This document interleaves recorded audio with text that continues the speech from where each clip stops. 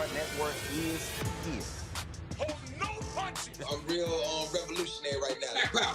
Support this man, Black Media. He makes sure that our stories are told. Thank you for being the voice of Black America, Roland. Stay black. I love y'all. All momentum we have now, we have to keep this going. The video looks phenomenal. See, there's a difference between Black Star Network and Black-owned media and something like CNN. You can't be Black-owned media and be scared. It's time to be smart. Bring your eyeballs home. You dig?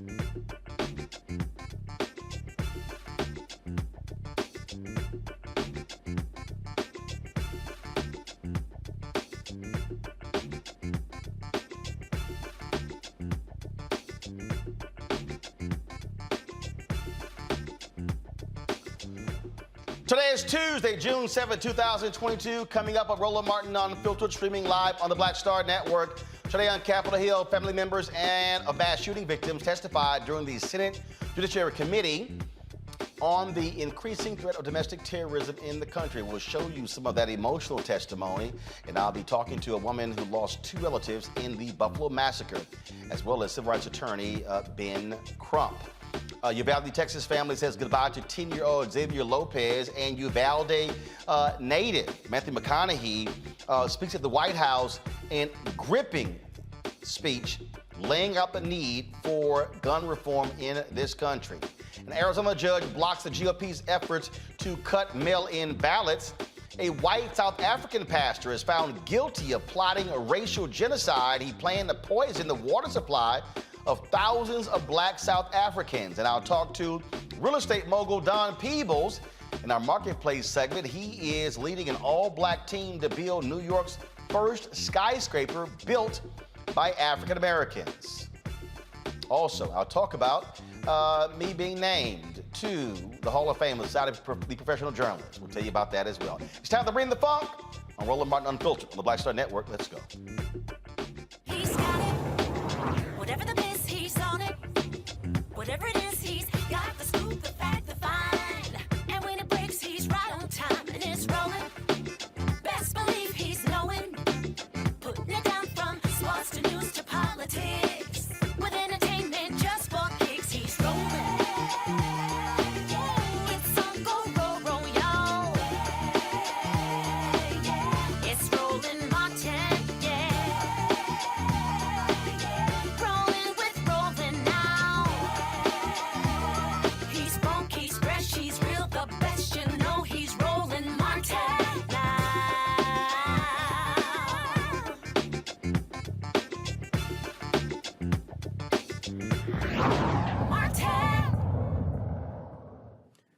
You elected to protect us, to protect our way of life. I ask every one of you to imagine the faces of your mothers as you look at mine, and ask yourself, is there nothing that we can do? Is there nothing that you personally are willing to do to stop the cancer of white supremacy and the domestic terrorism it inspires? Because if there is nothing, then, respectfully, senators, you should yield your positions of authority and influence to others that are willing to lead on this issue. The urgency of the moment demands no less. My mother's life mattered. My mother's life mattered. And your actions here today will tell us how much it matters to you.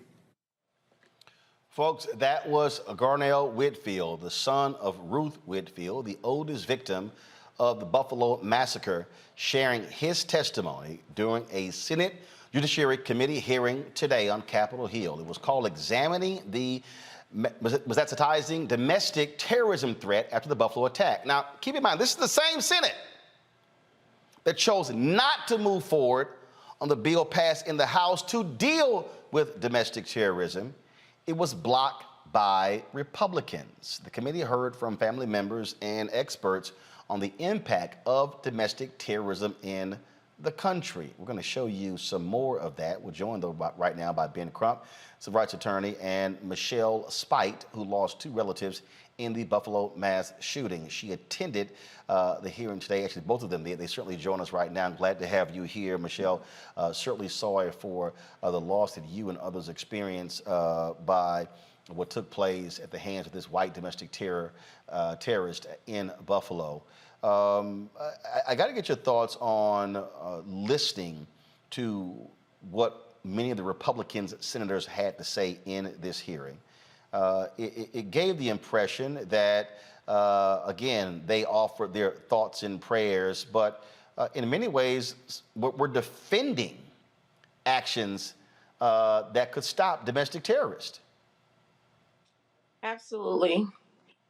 Absolutely. They did offer their, what they term as condolences, but the back end of that was a lot of deflecting. And I think it's really critical, or was actually critical today, that the family be present and that testimony did go forth from a family member so that they can see the vital necessity to keep the focus where it needs to be. And that is parked, quote unquote, at Tops. That is where this person just came and, massacred loved ones and just riveted the community. So yes, there was lots of deflection, more of that than there was sincere apologies in my terms. There were family members who lost folks due to police violence, and you had Republicans, Senator Tim Scott, Senator Lindsey Graham, and others talking about doing something about it. They actually never did. And this shouldn't be the case. It should not be the responsibility of family members to continue to apply pressure on them. But we see this with other shootings, Parkland, for example, Sandy Hook, Columbine, where those family members are continuing to apply that pressure to force members of Congress to do something. Are you and others prepared for what could be a very long battle? We certainly are taking this in stride, in addition to, the natural process of grieving. It has been therapeutic to many and to me personally to fuel that, that grief and some of that anger into something very purposeful. So we are very intentional with that respect. And yes, we are up for the long haul. Ben, that question, look, is one that we have to confront. You represent a number of families, and the list only grows, having to continue to come to Washington, D.C., talking to the White House, talking to U.S. senators, talking to House members. The only way anything is going to get done when it comes to this fundamental issue is if there is massive public pressure that is put on the senators. They're going to have to be, family members are going to have to be in their face constantly to force them to act.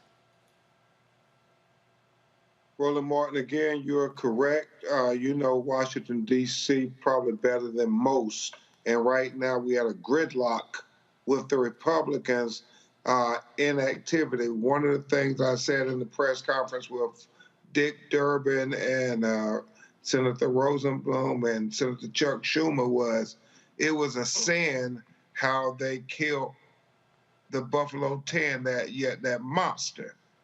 But it was also sinful that this Senate has failed to act. The previous administration removed the requirement for the Department of Justice to investigate and report out to the Justice Department in the White House on white supremacy. And Senator Dick Durbin said he believed even if that was in place, that could have had an effect on preventing this massacre. But you can't even get the Republicans to agree to a vote on this matter because they don't want to be on the record.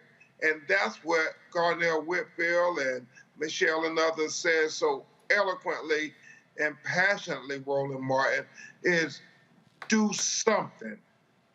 What are you going to do about this? Our families' deaths won't be in vain.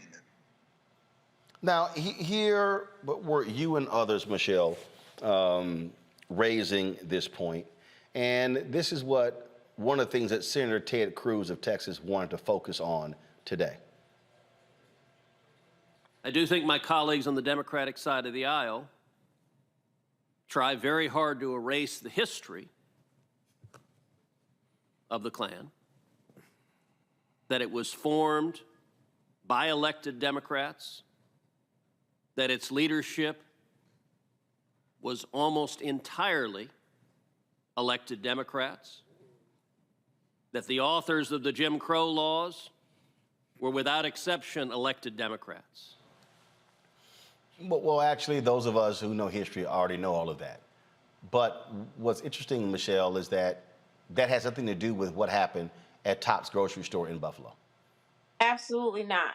Absolutely not. And that is why we are very, like I said, very intentional, and we are very driven to make sure that, you know, what happened at Tops on May 14th remains current, and that we keep the focus where it is.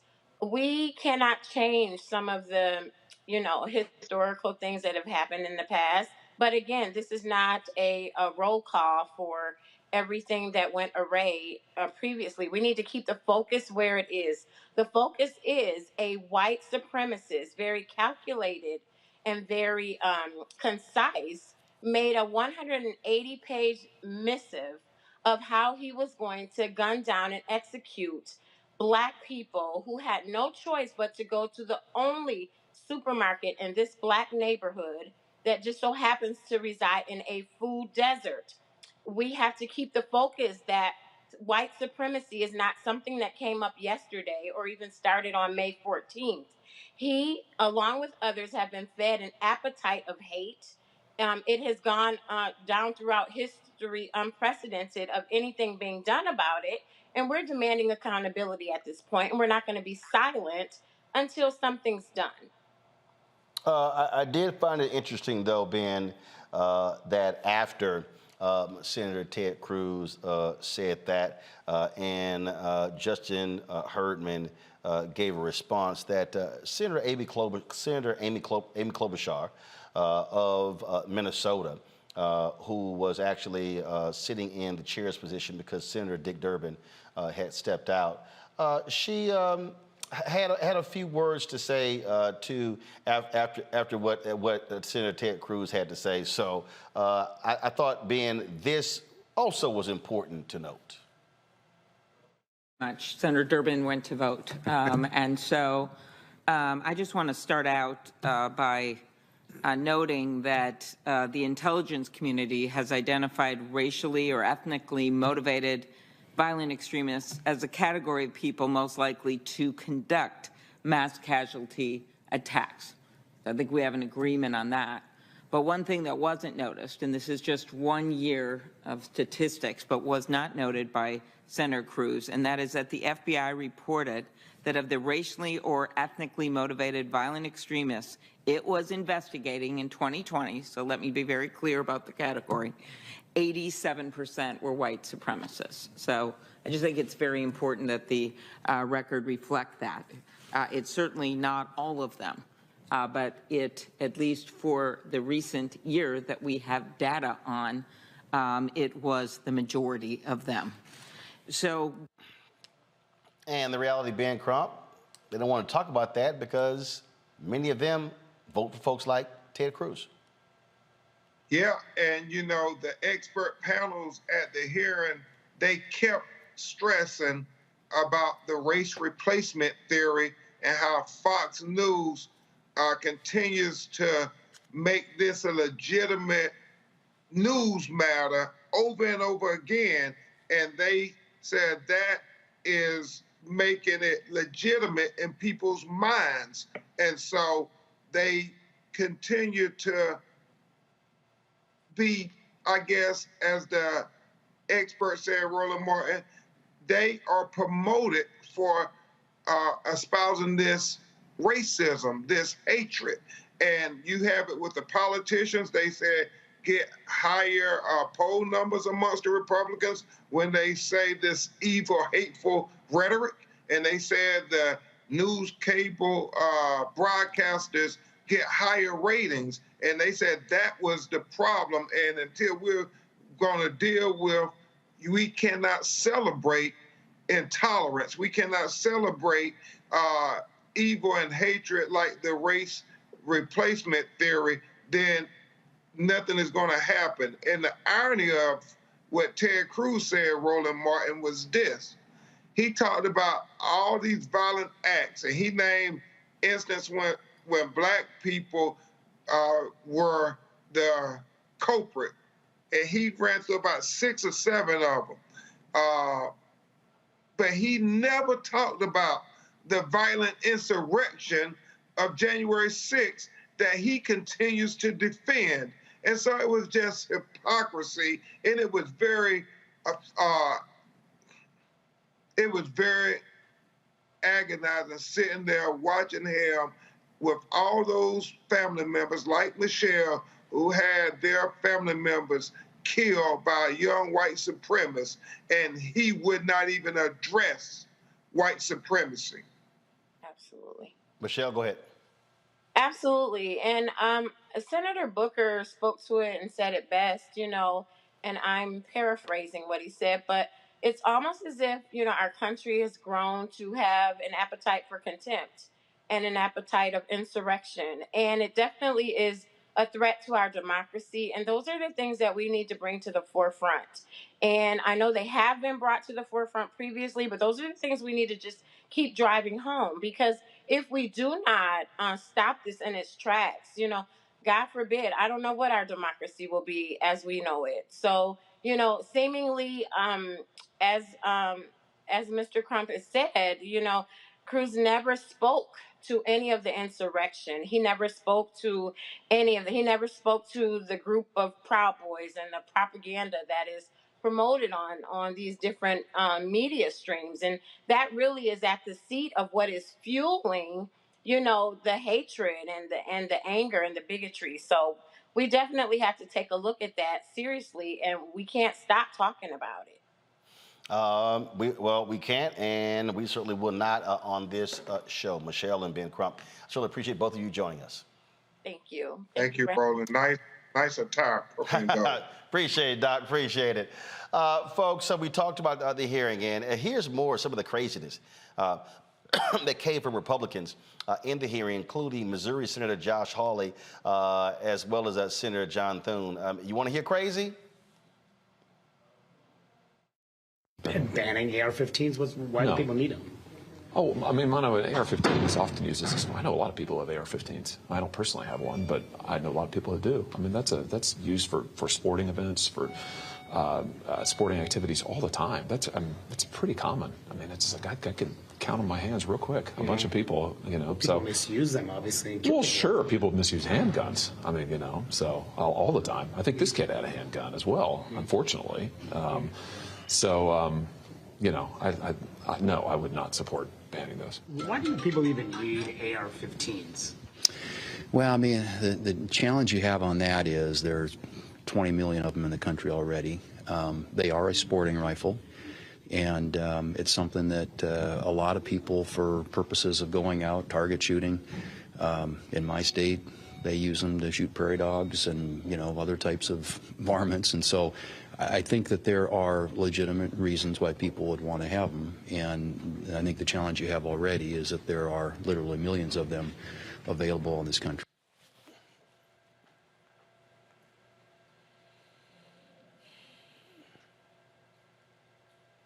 It's 2 U.S. senators. See, shooting prairie dogs and shooting raccoons. Today at the White House, Matthew McConaughey, a native of Uvalde, Texas, spoke from the podium. And I want you to hear how he described what AR-15s did to the bodies of 19 children in his native Uvalde. Trust me, what he's about to describe is far different than the nonchalant attitude of those two Republican U.S. senators. We also met Anna and Danilo, the mom and the stepdad of 9-year-old Maite Rodriguez. Now, Maite wanted to be a marine biologist. She was already in contact with Corpus Christi University of A&M for her future college enrollment. 9 years old. Maite cared for the environment so strongly that when the city asked her mother if they could release some balloons into the sky in her memory, her mom said, "Oh, no, Maite wouldn't want to litter."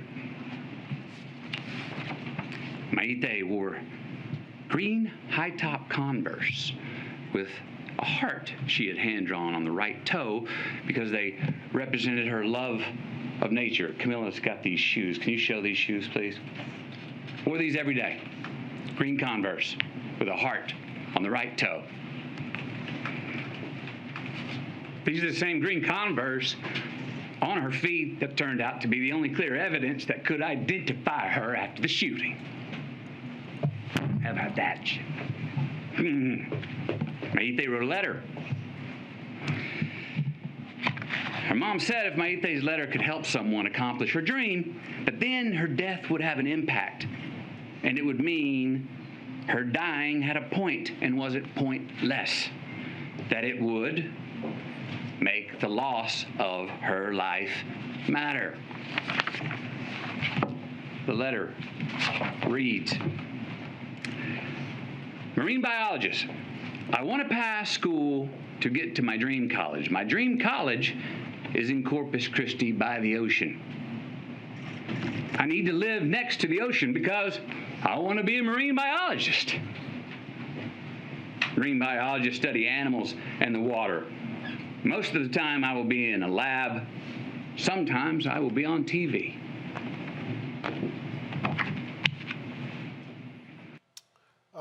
I want to play in a little bit another part of that speech where McConaughey described the bodies of the children and what the AR-15 did to their bodies and what the families and the morticians had to do just to be able to have their funerals. Let's go to our panel. Demario Solomon Simmons, civil rights attorney, founder of Justice for Greenwood, joins me here in D.C. Breonna Cartwright, political strategist, journalist as well from D.C. Xavier Pope, host of Suit Up News, owner of the Pope Law Firm there in Chicago. Glad to have all three of you here. It was something else, Demario, to listen to the testimony, to listen to these senators just sort of blow things off, to act as if, oh, you know, that all the people out here, things are just fine. He listened to Ted Cruz talk about the KKK, Democrats, but he forgot the KKK endorsed Donald Trump in 2016 and 2020. But it goes to show you how these Republicans they plan to do nothing to address this issue. No question, Roland. It's really good to be here with you personally. That was very sad to see that video. Obviously, I see it earlier today and see those Republicans. They don't care. And it's very sad that, you know, my good frat brother Ben has to be here once again with families of victims to try to plead for something to be done and to know you're talking to, I mean, Josh Hawley and Ted Cruz, they are white supremacists. And that's very disheartening to know that you are talking to white supremacists about doing something about white supremacy. And I just wish that these senators would be kicked out of Congress under the 14th Amendment, I think it's clause number 3, because they were insurrectionists. So my heart goes out to those victims. We had a shooting, as you know, Roland, last week in Tulsa, where 4 people were killed and the gunman killed himself. And one of those individuals, Dr.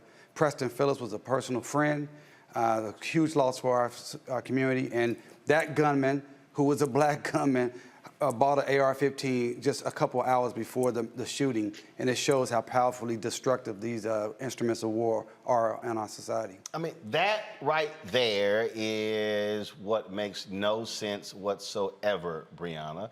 When these folks are just so unwilling to confront the reality of They don't even want to raise the age from 18 to 21. You don't. Right. And it's like, how like, that's not, are you, like, you're trying to tell me that it's so painful to raise the age from 18 to 21 to buy an AR-15? Yeah, it's weird to me because for handguns, I'm pretty sure for handguns it's 21. So something that's even more dangerous than handguns, I'm not quite sure why they are trying to fight and raising it. We have alcohol raised to 21 because we've decided there's a certain age where the brain is fully formed, right? And that's why we have it till 21. And so if we think about something as dangerous as a gun, we should make sure that who's holding it has their brain fully formed and goes into background checks too. The fact that there's these senators that are fighting for any change is crazy. We see, you know, someone said today at the airport, we still have to take off our shoes and can't have water in our backpacks because we saw a threat. And we made quick changes and we kept them for years now. But we see all these shootings, mass shootings from Buffalo to Tulsa to Texas, you know, all in one short period of time. And we still don't have any slight of changes. Well, Xavier, what we're seeing here again, we are seeing individuals who do not want to lead. They have no intentions of changing anything. I mean, New York Times has a piece where Senator John Cornyn of Texas, the lead negotiator, is saying, oh, incrementalism, small steps, small steps. Roland, it's designed to run the clock out on the news cycle of mass shootings. The hope is that America will get fatigued talking about this issue. No political pressure will be put on Republicans, and then they can just move on and not do a thing at all. And that's exactly what they're doing. This is what they've been known for doing. They did this in terms of the George Floyd Justice and Policing Act with Tim Scott and his fake out. This is par for the course for Republicans. And for Ted Cruz to compare Democrats in terms of the history of white supremacy is completely irrelevant to passing the necessary legislation that's happening right now in America. Well, that is certainly the case. Now, at today's hearing, Senator Cory Booker addressed those senators and also spoke to this issue, how critically important it is. That you have to be here and the pain that you and your family are enduring is unimaginable. I want to thank you for turning your pain into purpose. Coming down here has got to be very difficult. And the fact that you're testifying before Congress on these issues just shows me what kind of mother you had. Yes, sir. I was also kind of moved. I walked in late to the hearing coming from a classified briefing, and I heard you talk about very candidly what it was like growing up as a black man in America. Yes, sir. And how you realize very young that you're perceived as more dangerous often, that's often used as a justification for people taking police action. We know that blacks are more likely to be killed by the police. We know that implicit racial bias. You have study after study that shows a black person, a white person in this country accused of the same nonviolent drug crime, the black person will get longer sentences.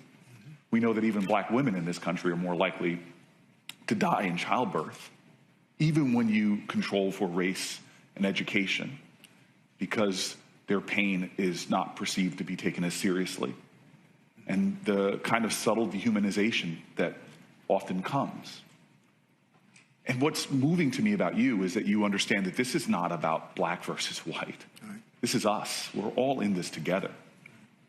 And that we are a nation that needs each other far more than we realize.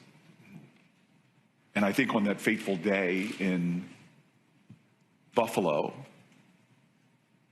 we realized the danger of allowing hatred in any form in our country to fester.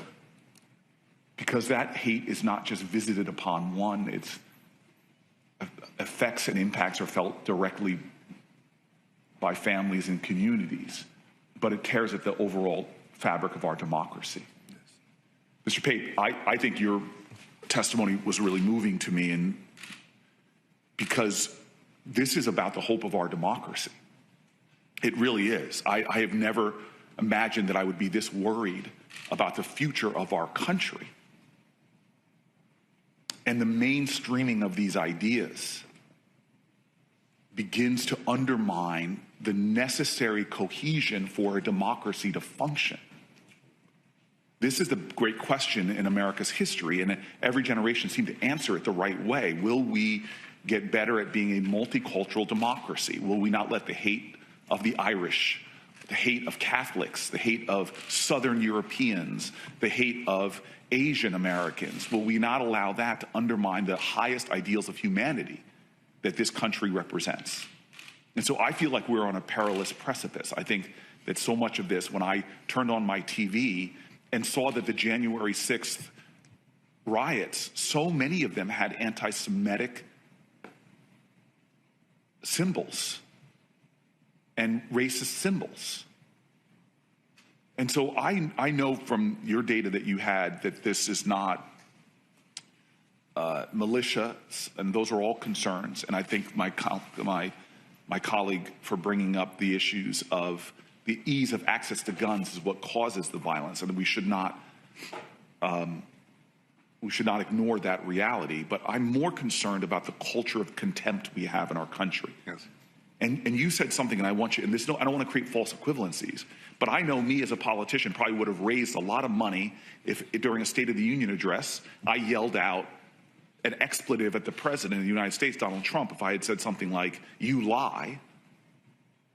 I know this because it happened to President Obama, and that person had their best fundraising quarters after he did something by bringing in that kind of outrage into our sacred civic space in a congressional hall for a presidential speech. And so I guess the two things I want to get in my 10 seconds. So that was Senator Cory Booker. That was Senator Cory Booker speaking today.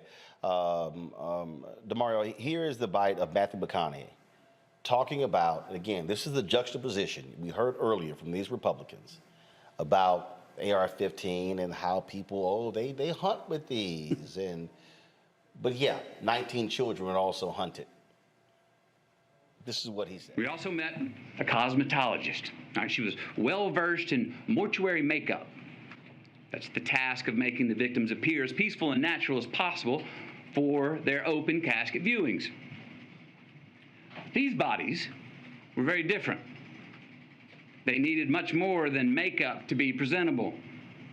They needed extensive restoration. Why?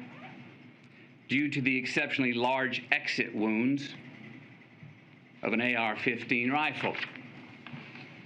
Most of the body so mutilated that only DNA test or green Converse could identify. Many children were left not only dead, but hollow. So yes, counsel. To hear that, DeMario, how in the hell can these people not respond?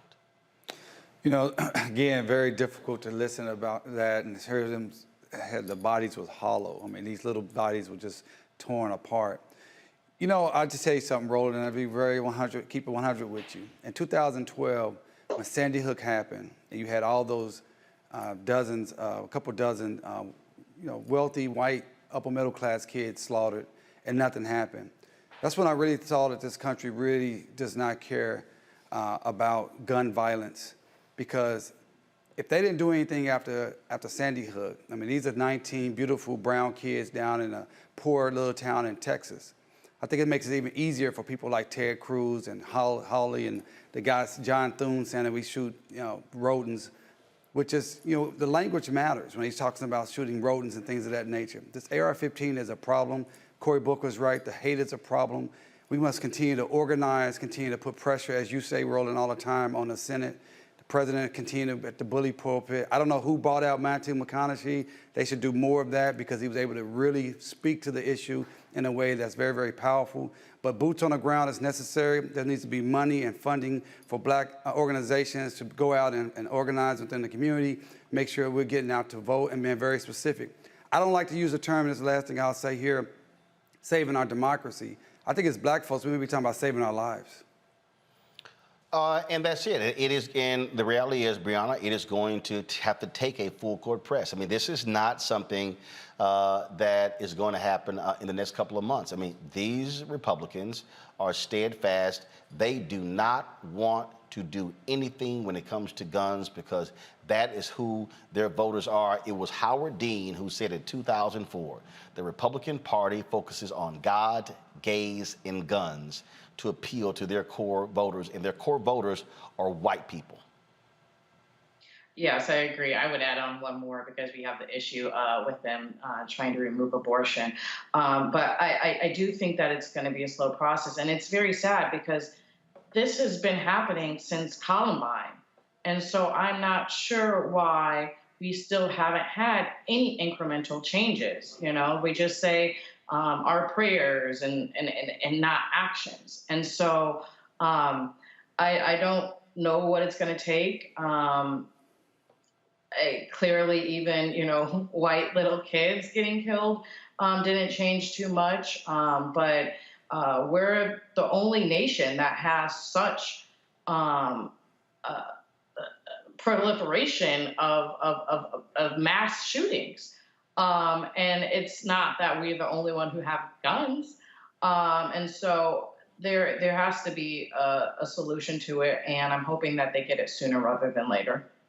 I don't necessarily think it's going to happen sooner, Xavier. I mean, I think that they, bottom line, don't want to change anything. I think that for them, it is appealing to their voters. And let me remind the people who are watching, when Ronald Reagan was president, that was a huge push in this country to change the drinking laws. Do you know how that got done? Do you know how they forced the states? Easy. The highway. The highway money. That's they right. said, hey, if you would like to receive federal highway funds, then you have to change your drinking age in your state to 21. Louisiana was the last state in the union to change to 21. They made so much money on alcohol. They resisted all that time, but they could not resist the billions needed for their highways, and that's how it got changed. Congress has actually done that before. So here's the whole deal. Do the same thing. But see, they don't want to do that. So say, you know, fine. Hey, states, you want education money? Raise it 18 to 21. Republicans are standing in the way, and Democrats like Joe Manchin are standing in the way because for them, it's about guns, guns, guns. Yeah, and you can also see that. Yeah, Roland, I think that. Brown, 1 second. Xavier, go ahead. Yeah, Roland, I think this latest tragedy put more political pressure in terms of the inaction of Republicans and some of the rhetoric they use, like great replacement theory, as you mentioned earlier, being connected to real world impact of some of the language that they use. And we have the 1/6 televised things that are happening up in this week. And I think that as long as the pressure is kept up on connecting the Republicans to violence in this country as a culture of violence, I think that will happen. And that's why tomorrow, great, keep the pressure on. Connect what you're saying to what's actually happening. And I think that's what was not present in some of the debates about gun control in the past. It didn't connect the actions or the inaction to members of Congress. Brianna, go ahead. Brianna, go ahead. You going to make a comment? Sorry, Roland. I have a fire alarm going off. Okay, all right. So cool. Just let us know when the alarm goes off. I'm gonna do this here. I'm gonna go to a break. We come back. We're gonna talk politics as well. Why is the White House so damn afraid to meet with poor people? We'll discuss that on the show as well. Plus, of course, we'll give some details on folks buried in Uvalde, plus the unveiling of a memorial for Gabrielle Gifford, this violence memorial. We'll tell you about that installation. So a lot of things we're going to be discussing right here on Roland Martin Unfiltered on the Black Star Network. Folks, if you're watching on YouTube, hit the like button, Facebook as well. Hit that like button. We should be at 1,000 likes, so we're at about 300. Y'all, come on now. We shouldn't have to wait for a whole 2 hours to get that done. And please support us in what we do by, of course, downloading the Black Star Network app, available on all platforms: Apple phone, Android phone, Apple TV, Android TV, Roku, Amazon Fire TV, Xbox One, Samsung Smart TV. We also love for you to join our Bring the Funk fan club, where every dollar you give goes to support this show. The resources make it possible for us to do what we do. Send your checks and money orders to P.O. Box 57196, Cash, Washington, D.C. 20037-0196. The Cash App is $RM Unfiltered. PayPal is R Martin Unfiltered. Venmo is RM Unfiltered. Zelle is Roland at RolandSMartin.com. Roland at RolandMartinUnfiltered.com. We'll be right back.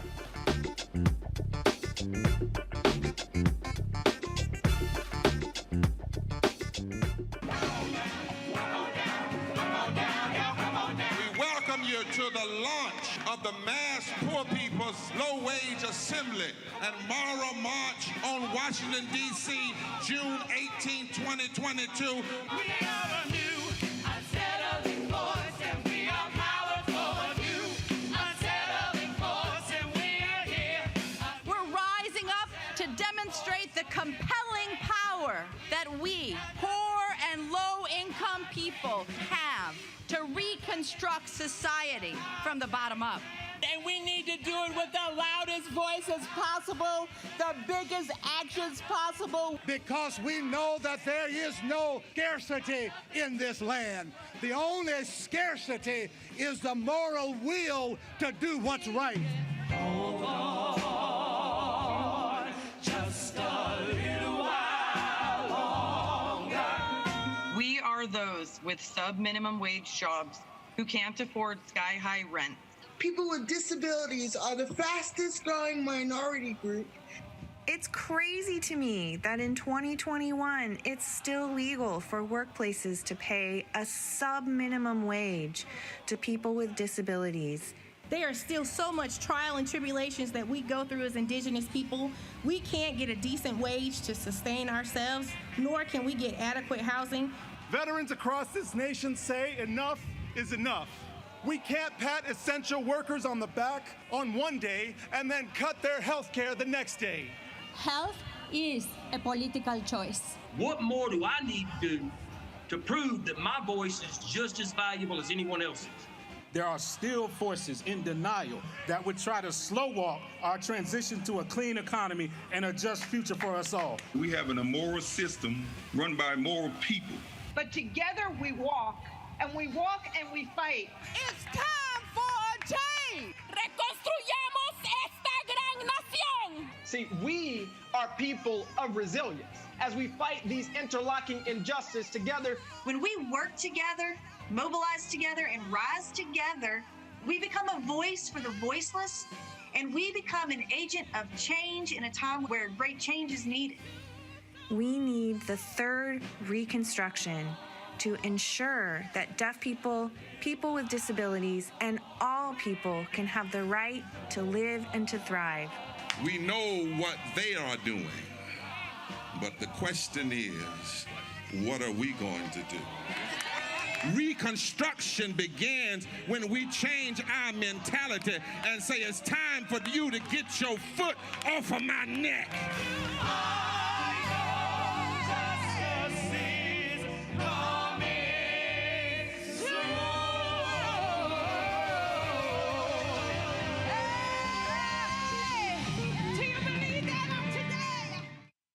What's up, y'all? I'm Will Packer. Everybody, it's your man, Fred Hammond. Hi, my name is Brescia Webb, and you're watching Roland Martin Unfiltered. Ow.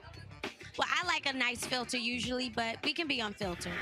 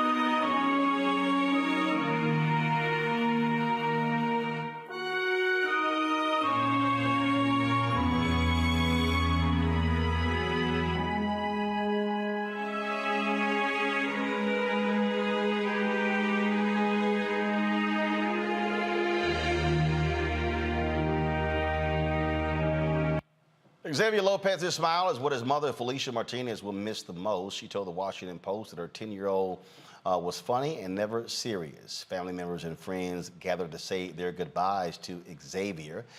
He and 18 other children and 2 teachers, of course, were killed on May 24th when a gunman burst into Robb Elementary School in Uvalde, Texas. Folks, so much conversation is still around that story and also the issue of guns. And while this fight continues on Capitol Hill for gun reform, today in D.C., the National Gun Violence Memorial open, and it's a pop-up memorial. It's going to be open through June 11th. The installation includes 45,222 flowers representing gun violence victims. Founded by former Congresswoman Gabrielle Giffords, who survived an assassination attempt during a mass shooting in 2011, the Giffords organization commissioned the memorial. During a ceremony today at the memorial, Senator Amy Klobuchar spoke about raising the legal age to purchase an assault rifle. Time and time again, we've seen this happen, and we know what the solutions are because we've seen them work in certain states, and we've certainly seen them work in other countries. So how can anyone go home and explain why an 18-year-old can't get a drink, but he can go and order an AR-15 off of the internet after he gets targeted from a company with an ad destined for him? How can anyone explain that? And so I think we have gotten to the point where you look at the numbers, 70, 80% of the public with us on that, where our colleagues can no longer walk. And that is why they're working with Chris and Dick. That's why we're working to get this done. So number one, I'm for an assault weapon ban, okay? I think you're not surprised by that. But 18 to 21 would be a major game changer in a lot of these shootings. Number two, doing something about the new technology, the ghost guns, doing something with Lucy's bill on the extreme risk orders, knowing that that has worked and bringing that out across the country, closing the boyfriend loophole, which thanks to the Speaker's leadership, they actually passed in the House with, wait, get this, 29 Republican votes voted for the Violence Against Women Act. Then it got stripped out in the Senate. I'm not going to go into it. I won't. Moving forward, we're moving forward, but this is an opportunity to close that loophole, as we know the number of deaths that result in domestic violence cases. Folks, on Saturday, in the nation's capital, young folks from all across the country will be gathering to March for Our Lives. Will be taking place again. They, of course, they gathered in 2018, and now they're gathering again in 2022. Please show it. Thank you very much. Here we go, folks. Again, June 11th. You see the text information right there. It's going to be live stream as well, and so we certainly want to salute March for Our Lives. Again, continuing to put the pressure on Congress to do what's right. Speaking of putting pressure, a week after their march on June 18th, the Poor People's Campaign, they're going to be here in the nation's capital. And folks with Religion News Service put this story out. We've been talking about this here, where Reverend Barber, Reverend Liz Theo Harris, and others with repairs of the breach have been calling for a White House summit on poverty. They've been wanting to meet with President Joe Biden directly. And for some reason, the White House has just since Biden became president, they've been unwilling to do so. They have been asking this over and over and over again. And DeMario, here's what's been happening. So what the White House has been doing is they don't want to meet just with Reverend Barber. They don't want to meet with all the folks. They want to meet with Reverend Barber. And so Barber has been consistently saying to the White House, look, we meet with disaffected people. We don't just meet like individually. They meet multiracial. So when they meet, it's Barber, it's Harris, and it's actual poor people. That's what the White House has been resisting. They have been trying to do this since Biden became president. Here they are, almost 10, 11 days out, and the White House still will not do this. And how hard, what's the problem having a damn White House summit on poverty? I mean, it certainly should happen because we have so much poverty in this country, as you know.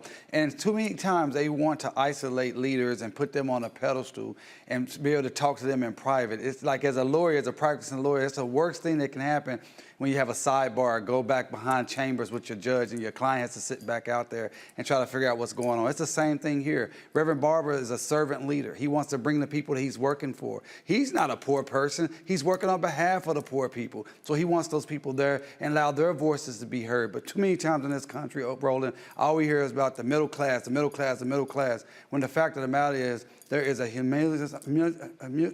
amazing amount, disgusting amount of poor people in this country that need to be heard. Well, here's what I find to be interesting, and that is Reverend Barber, they talked about this here, where they have been trying to meet with them. Now, what's very interesting here is that there was a meeting. Reverend Barber was at the White House for the anti-lynching bill, and they were there for that, and so they had a little aside where he was able to chat with the president. And what often happens when they do that, they try to operate as if like that's the meeting. Right. And he was like, no, that wasn't the meeting. Right. He said, let's be real clear. Y'all can't just sit here and think, we're going to have a little sidebar and then that actually replaces the meeting. This is a photo that Barber actually placed on his Twitter feed where this is him telling the president directly, March 29th, the need for this meeting, the White House still has not done it. It doesn't make any sense. I mean, Reverend Barber is a national leader. He's someone of moral clarity. He's someone that can bring folks together. As you stated, he brings a multiracial, multicultural, across all religions, sexual orientation, whatever. Reverend Barber shows up with those people because all of these individuals are dealing with issues of poor people. And that's what needs to focus today. I'm a broken record on this. If we can send $40 billion, $50 billion overseas to Ukraine, we can use $50 billion to help people that are poor, that are struggling to pay these unbelievably high gas prices. I mean, in Oklahoma, the minimum wage is $7.25 an hour. Gas is almost $5 a gallon. That means someone has to work a full hour just to get a gallon of gas almost.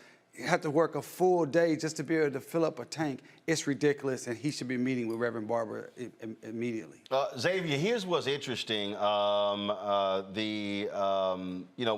met about a few weeks ago with some Amazon workers who were at the White House. But here you have union leaders who are also pushing him to meet with the Poor People's Campaign. This is actually a piece that was put out by the People's World, where leaders of the service employees, AFSCME, and the Association of Flight Attendants, CWA, are pushing Biden to sit down with poor folks. But here's what's crazy. When you look at the numbers don't lie. That is the number of poor people, working people in this country who are voting. Look, these are people who are going to the polls. I get this whole fascination with the middle class, but talk to these folks as well. Stop just saying middle class with giving speeches. Right. Roland, the assumption is if you're talking to poor people, you're talking to black people and brown people, who a significant portion of the country is now connected to replacement theory, and that something is going to be taken away from them. Well, speak to poor white people too. I mean, they're poor in this country. There are poor people in urban communities that are facing a multitude of issues. So Joe Biden and this administration has to be sensitive about all Americans that are poor and making sure that they give voice to the poor, and him going beyond just focusing on a certain class of people when there are so many different people are struggling in America of all backgrounds. Okay. DeMar, go ahead. Well, I was just going to say, Roland, that's one of the problems we see with our people wanting to even get out and be involved in the political process. Because when they go out, they stand in these long lines that we see in our communities, they vote, they get people in office, but their lives don't change. At the end of the day, politics is about who gets what, when, where, and how. We're not getting anything out of the process. Most people's lives are not changing. So these poor people, you cannot continue. These people are making minimum wage, hourly jobs, and they go stand in line 3 or 4 hours, 5 hours. They're losing real money that can go and pay for gas, food, rent. They put people in office and nothing changes. So, meeting with them is the bare minimum. They need real policies, but you can't even meet with them. It really says something about the priorities of the White House. Precisely, and I just think that at some point, you've got to have folks who are willing to address the issues. This was another video that Reverend Barber had put out on his social media. Check this out. 19 deaths reveal that the poorest counties in the U.S. have lost twice as many people as the wealthiest counties. And in the latter waves of the pandemic, deaths have been 5 times higher in poor communities. The pandemic did not discriminate, but we did. And none of this data can be explained away by vaccination status alone. The neglect of poor and low-wealth people in this country during a pandemic was the accelerant for far too many deaths. It's immoral, shocking, and unjust, especially with the trillions of dollars that profit-driven entities received while low-wage workers were forced to go to work, called essential, but treated as expendable. We must talk about this. We must repent of this. We must cry and wail over this. We must speak out against this. We cannot say that this is because of individual choices or behavior. Something deeper is at work. Systems that prey on poor people of every race, gender, creed, color, and sexuality and region. We must compel this nation to see these realities that have been hidden for far too long. On June 18th, we will come together to lift the voices, stories, and faces of poor people and low-wage workers who know that change is not only possible, it is essential for our survival as a democracy committed to the establishment of justice for all and equal protection under the law for every person.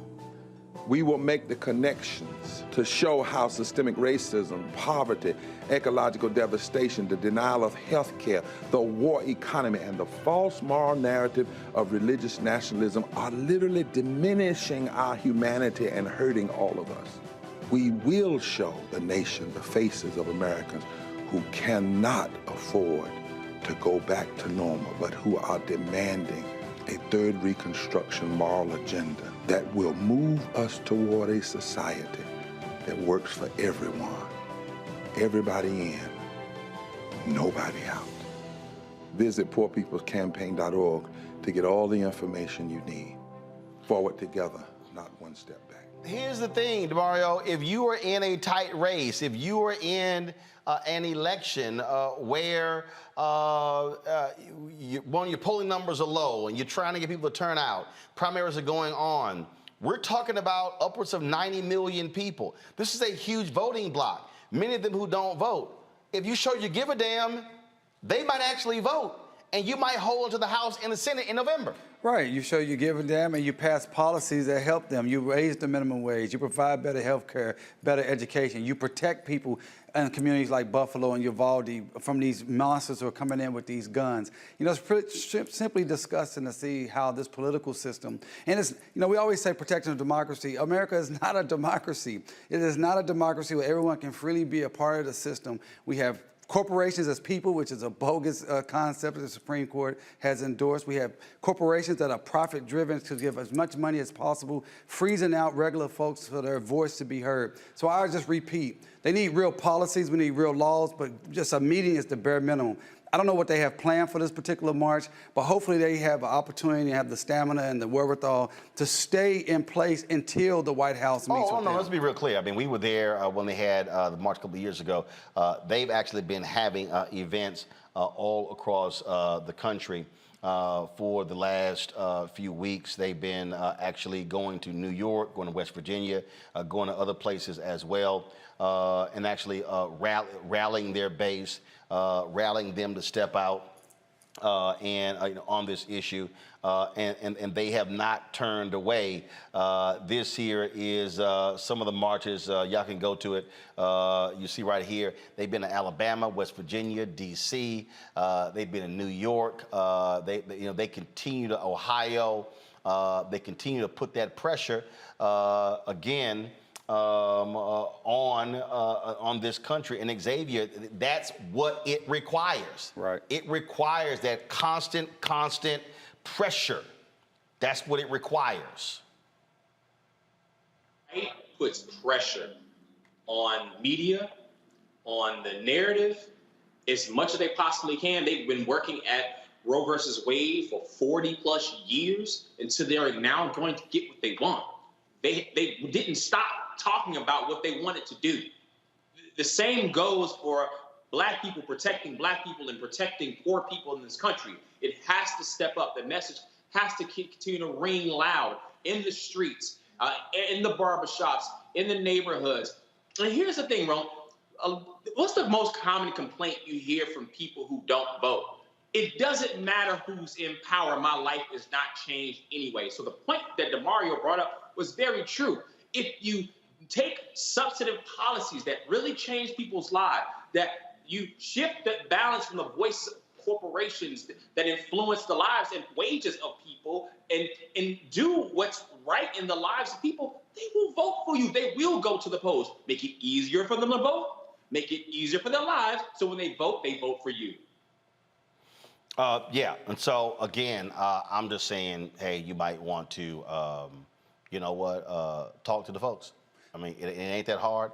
This is the rally that we covered when they were last in D.C. I was one of the folks who was at the podium there, and it's just, and so folks, we're going to be there. We're going to be broadcasting live again from the nation's capital, the Mall in Washington, standing with the Poor People's Campaign. Again, that's going to be on June 18th, beginning at gathering at 9. The start time is going to be at 10 a.m. And so we look forward to that. All right, folks, got to go to a break. We come back. Our Black and Missing segment of the day. We always are keeping our focus on brothers and sisters who are missing in Arizona. The Republicans are trying to stop mail-in voting. A judge is like, nah, that ain't gonna happen. That ain't gonna happen. And yeah, I know they've been voting for years, mail-in voting there, but this is part of Donald Trump's big lie. And if y'all want to see a big lie that all Black people have rhythm, wait till we show you this fool, Herschel Walker. Did y'all see this dumbass video he put out? Oh my God. Dude, stop embarrassing Black people.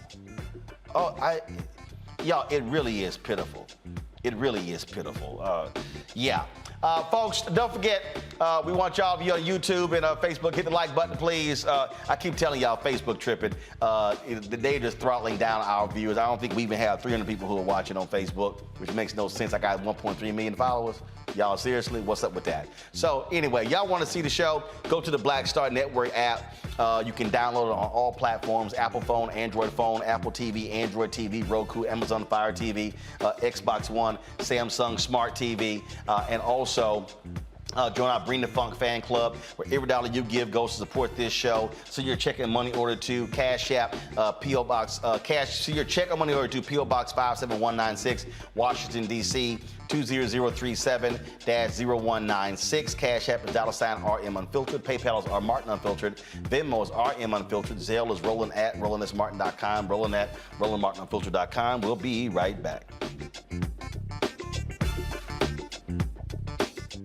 On the next Get Wealthy with me, Deborah Owens, America's Wealth Coach, you'll hear from Elizabeth Davis. She left a flourishing career in the construction industry to build her own business using her same skill sets. And oh, by the way, now a multi-million-dollar business. Every day I was looking at my numbers rather than looking at them weekly or monthly. When you're first starting your business, my recommendation is look at your numbers every day, because are they balancing out each day? If they're not balancing out for 3 days in a row, that means your week is going to be off. That's right here on Get Wealthy, only on Black Star Network. I'm Dr. Greg Carr, and coming up on the next Black Table, we're speaking with Dr. Lucius T. Outlaw Jr., master teacher and philosopher. He takes us on his journey to discover and celebrate Black philosophy. From my undergraduate years at Fisk all the way through my PhD, I was never in a philosophy class where I had a professor who was a person of African descent, nor assigned a text written by a person of African descent, ever. How he pushed back at those who said there was no such thing and got us all thinking about what it means to be Black. That's on the next Black Table, exclusively on the Black Star Network. What's going on? This is Tobias Trevelyan. Hey, I'm Amber Stevens-West. Yo, what up, y'all? This is Jay Ellis, and you're watching Roland Martin Unfiltered.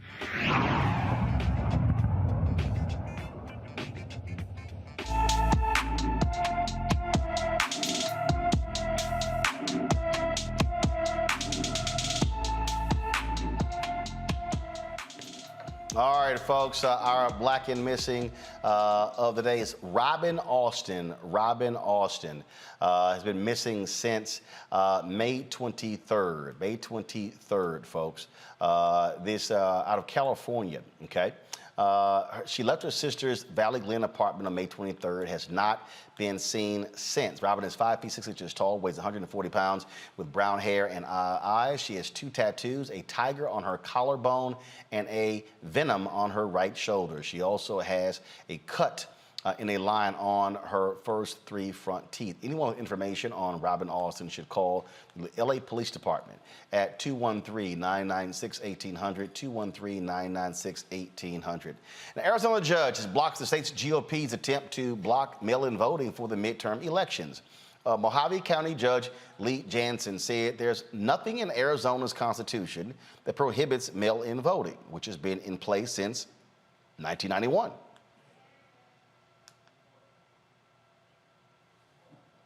It's 31 years. 31 years. Folks, Arizona has one of the highest rates of mail-in voting in America, accounting for 89% of the ballots in the 2020 presidential election. This effort to block mail-in voting, led by Arizona Republican Party Chair Kelly Ward, was to suppress voter fraud.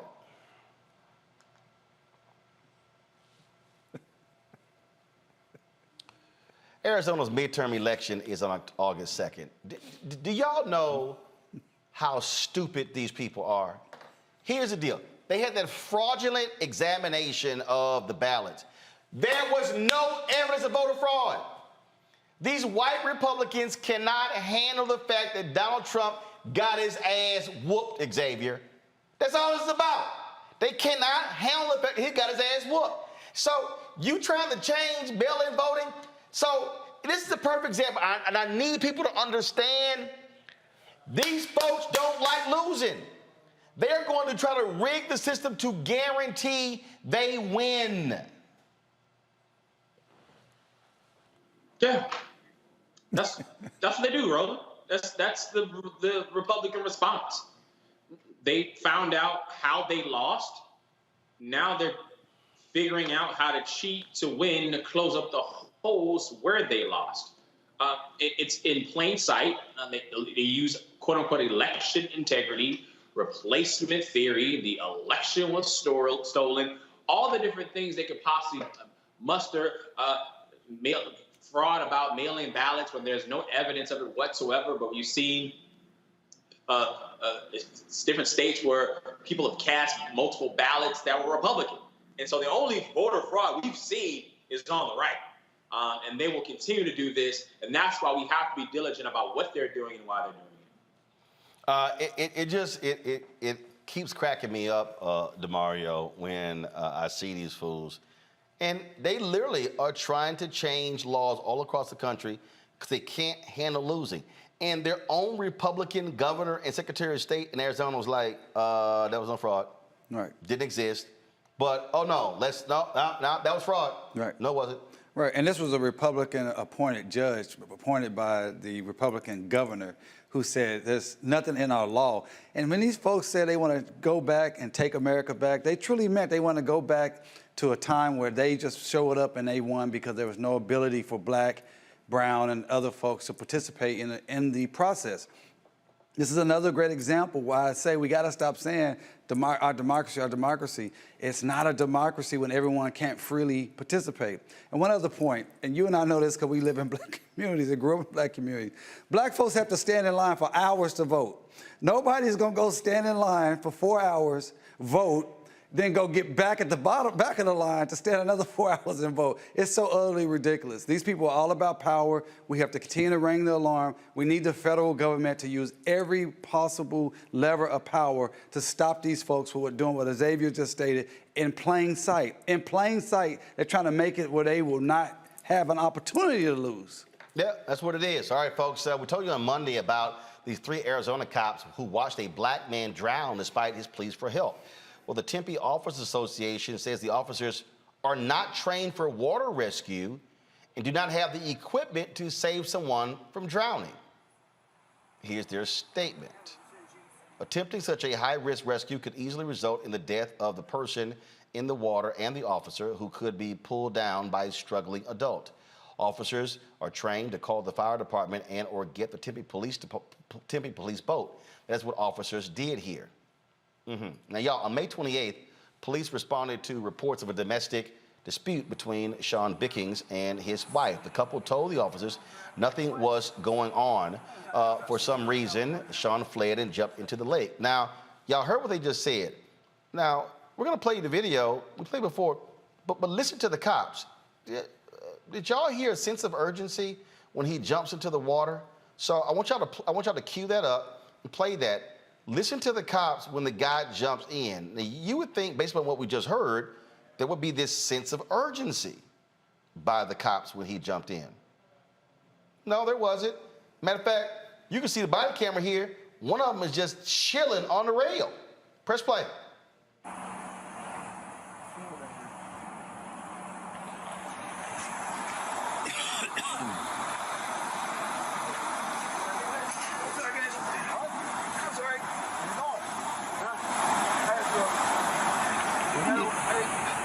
What are you doing, my friend?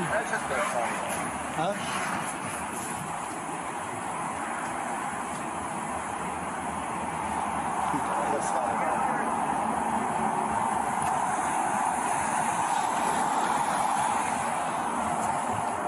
What are you doing? I gotta go for a swim.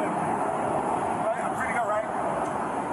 You can't swim in the lake, man. I'm free to go, right? You're not allowed to swim in the lake.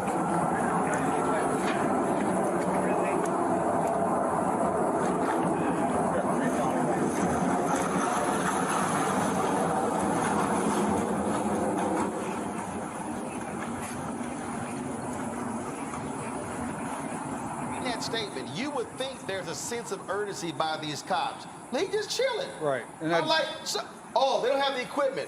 He's literally just chilling, watching the guy swim. Right. You know, and it's disgusting as it goes on. We're going to hear him say, hey, I'm not jumping in after you and things of that nature. Listen, the cops, anytime they say that, hey, I'm afraid of a black person, they can shoot. But anytime they say I'm afraid of losing my life, they don't have to do anything. And we saw this in Parkland, we saw this in Uvalde, and we're seeing it here. The inhumanity of just watching someone die. You could take off your belt, your vest, and get out there and save this guy. Xavier, look at him. He's just, yeah, and they're gonna say, we ain't coming in to get you. Well, if you're not gonna come in and get him, get somebody who will. Don't be a coward like the police in Uvalde.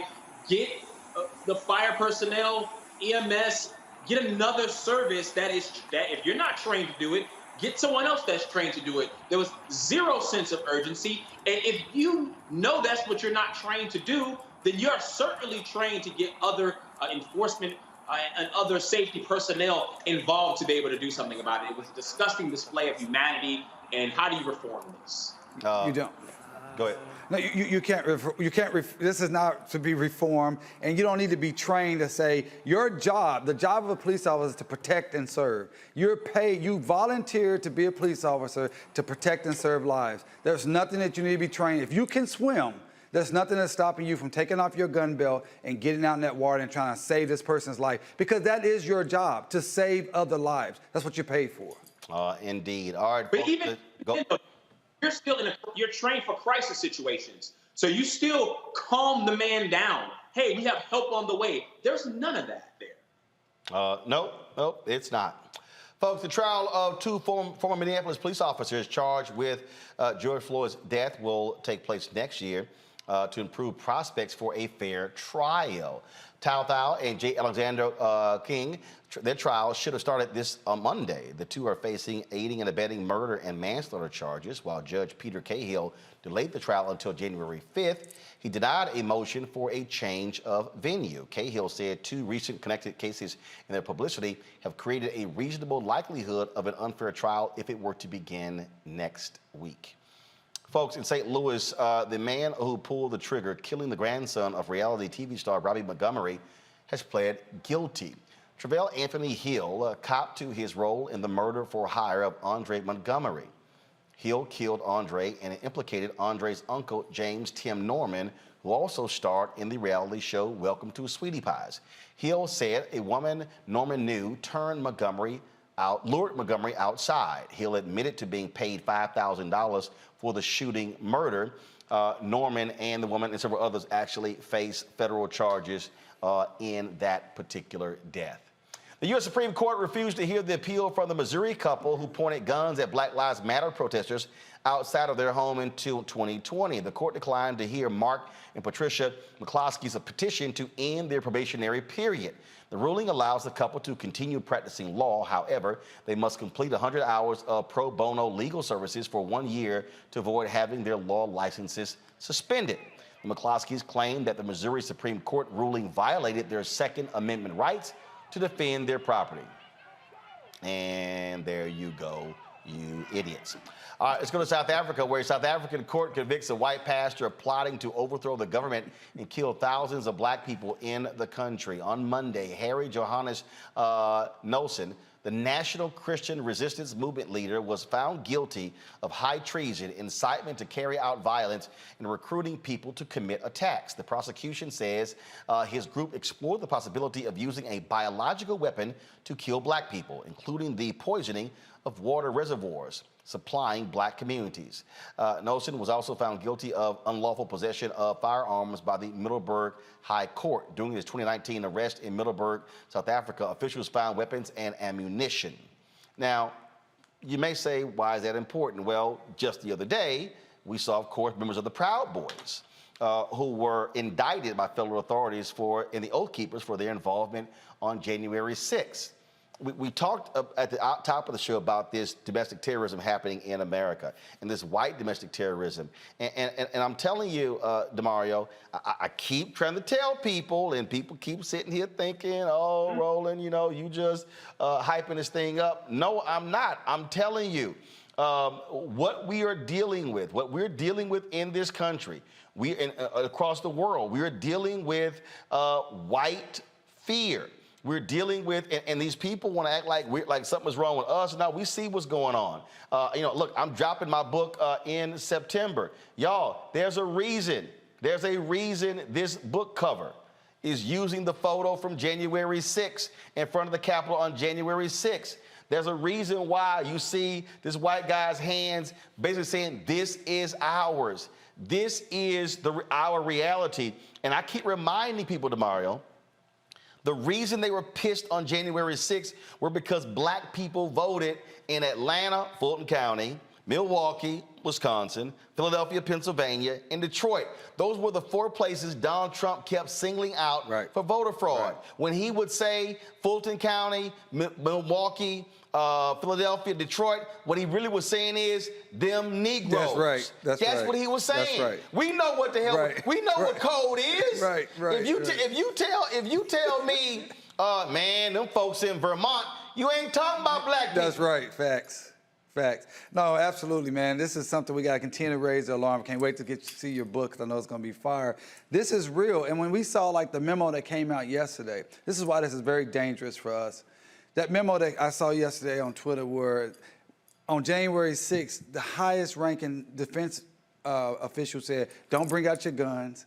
You can't, don't shoot these folks. Don't just pretty much held their hands for the National Guard and allowed them to rampage this way. That's what makes it much more dangerous, Roland, because when these folks can get away with these shootings, when they can get away with these type of activities and they're not actually swiftly prosecuted, it's a big problem. Even the hearings that are coming up, I guess, next week, where they're going to do the primetime hearings, you know what would be more powerful than primetime hearings? Actually arresting and prosecuting the highest level of conspirators who did the insurrection. That's what needs to happen, not some hearings, some made-for-TV hearings, but some actual DOJ actually putting some actual people in handcuffs that tried to overthrow this country. And as you stated, Roland, overthrow this country because they don't want black people to have any sort of power, any sort of say in this country. The thing here, that we're dealing with, what's happening here, again, what we're dealing with here, Xavier, are people who are saying this is our country and we don't care what y'all think, this is our country. That's all we're dealing with here.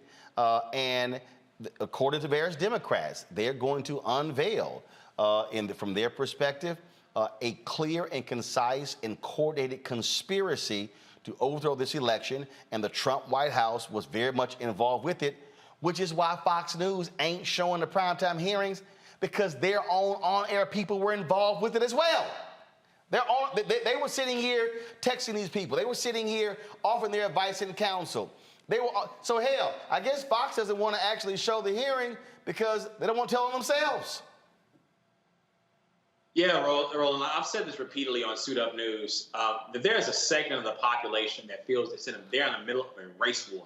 And replacement theory or the election is stolen are just convenient ways to say the quiet part out loud. And so it is in the body politic, it is in right-wing media, it is in the lips of Marjorie Taylor Greene saying she's here for Christian nationalism. And all of that is all part of this discussion. And they don't want America to hold them responsible for what their words are doing and what their politics are doing. And it now is being embedded in our laws in multiple states across this country. So this isn't just rhetoric. And that's why it's important, the conversation we're having here on your show, is because we have to keep trumpeted louder and louder and louder until there's real policy change to be able to combat what's happening in our right and before our eyes. We all saw it, Roland. And that's why I keep saying, Roland, we got to stop letting them say we got to protect our democracy. We need to protect our lives and our livelihoods, because that's what's really being destroyed here. These individuals, as Xavier just stated, they're making things mainstream, and the Democrats and the federal government is not doing enough. I was at a meeting today talking about this very issue, saying, listen, we need the Democratic administration to come harder, put more resources, and do everything. No, you need Attorney General Merrick Garland. Let's be real specific. Absolutely. No. It's like you was at my meeting today. It's like you was in the meeting with me today. It's real simple. I mean, Attorney General Merrick Garland has not been as aggressive as needed. And what we saw January 6th, again, this was a coordinated effort. You're right, this was a threat. This was an absolute threat. These people have not gone away. Right. And I keep telling people, all these black people keep saying, man, I ain't gonna be voting. Y'all, the folk who were trying to overthrow the election on January 6th. Gonna be voting. Not gonna be voting, could be in charge. That's right. The same white Republicans who gave tours to people, they're gonna be in charge. They've already made it clear. They get the majority, they're giving Marjorie Taylor Greene her committees back. Right. Okay? Right. They will be in charge. Right. They'll be in charge of committees. They'll be in charge of subpoenas. So my deal is, this ain't no game here. Right. They want the power. That's right. And they'll do anything to get the power. They've already shown that. They will burn, my grandma told me something like that, they will burn down the country instead of sharing power, that segment of the population. And that's why the federal government, and you're right, Roland, the DOJ, that's what I don't understand. You're gonna come out on a prime time and say about this vast conspiracy. No, these people should be arrested. Let's learn about the conspiracy through the court system, where it should be. Black folks, we don't get an opportunity to just have things that we've done to be just at a prime time show. They will be locked up underneath the jail And obviously those who have been storming the White House would have been, or the Capitol would have been shot in the first place. Indeed. Xavier? Yeah, DeMario is correct. I mean, I think it's extremely important that to the highest levels of government that they are held criminally responsible for this. And it's really interesting that Fox News thinks they can just ignore what's happening and hope that the nation forgets and have some sort of fatigue.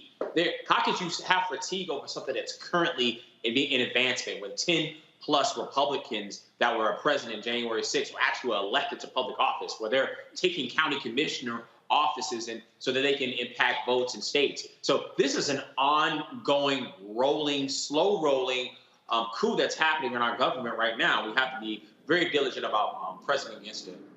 It's not even slow rolling, to be honest with you, Xavier. I mean, I know you was just kind of saying that as a figure of speech, but it's happening just so fast in real time. And the Fox News is complicit with it, as Roland stated. They're complicit with this entire vast conspiracy, so of course they don't want to participate in it. Well, again, we see exactly those are Trump people right there. Yeah. That's Trump folks right there. That's the reality. Those folks, we knew exactly, that was not, they were just a nice little walk in the park. And I remember I was in Atlanta, and I was at a post-victory luncheon for newly elected Senator Raphael Warnock, and like you see how they were beating back the cops there and tearing stuff down, and somebody said, look, storming through the windows, and people told me, they were like, Roland, what's on your mind? I said I was glad. I said I was smiling. I said because they actually, I said now the whole world got to see what black people have been trying to tell these people about these crazy people. These are the same folk who were trying to kidnap the governor of Michigan. These are the same people who were storming state capitol. Look like we got Breonna back. I mean, that's what we're dealing with here. I need everybody to understand, these crazy, deranged people, they want to be in charge. They want the power. That's what they want. Don't sit here and look, you got some of these people who say, I see some of y'all comments, the Democrats and Republicans, they are the same. Show me what Democrats did this after Bush got elected, when the Supreme Court handed him the election. I'll wait. Can y'all show me the video of what happened in 2004 after that election? I'll wait. I'm telling you, if we... Well, that's what... Xavier, go ahead. I mean, we can't sit here. We can't sit here and play games and go, oh well, if they get back in charge, it's really going to be the same as if the Democrats are in charge. No, these people, they were talking to Trump. Do advance pardons of criminal acts on January 6th. Bruh. Go ahead. Plain sight, Roland. This is insulting our intelligence to show us this and not for us to think that what's happening is in front of our face. And it's just something that it just baffles the mind that we have, as black people, have sounded the alarm over this over and over again. But you said I'll show you something else about black people doing different things. Well, that's why the Republicans try to include, in terms of looking at political violence, what happened with protests in the summer of 2020 after the murder of George Floyd. We're still trying to hold all the officers accountable for what happened. And it's this country taking whatever black people do and making it criminal, making it violent, when that was certainly not what happened in the summer of 2020. I keep telling folk, don't let these people be in charge. For real, facts are. And the reality is black people, most black people I know don't really care about Republican or Democrat. We're simply trying to live better lives, have opportunity to raise our children, pay our mortgage, and not get shot and killed by the police. And we're not dumb. We can see that one group is worse than the other group. You can say it from both sides of two wings of the same bird. Okay, fine, I agree with that.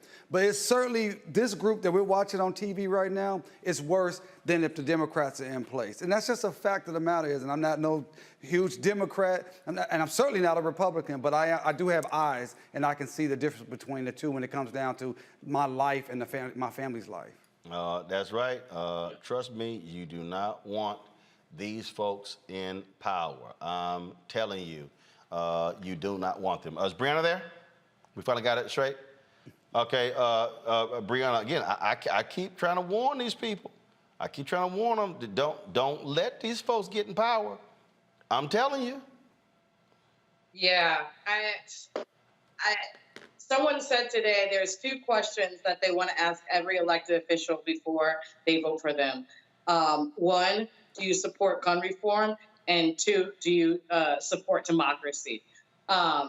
Everybody elected should. And if they don't want to do their job, they really should just cede. Because we need people who, respect democracy, respect the processes that we have. January 6th is crazy.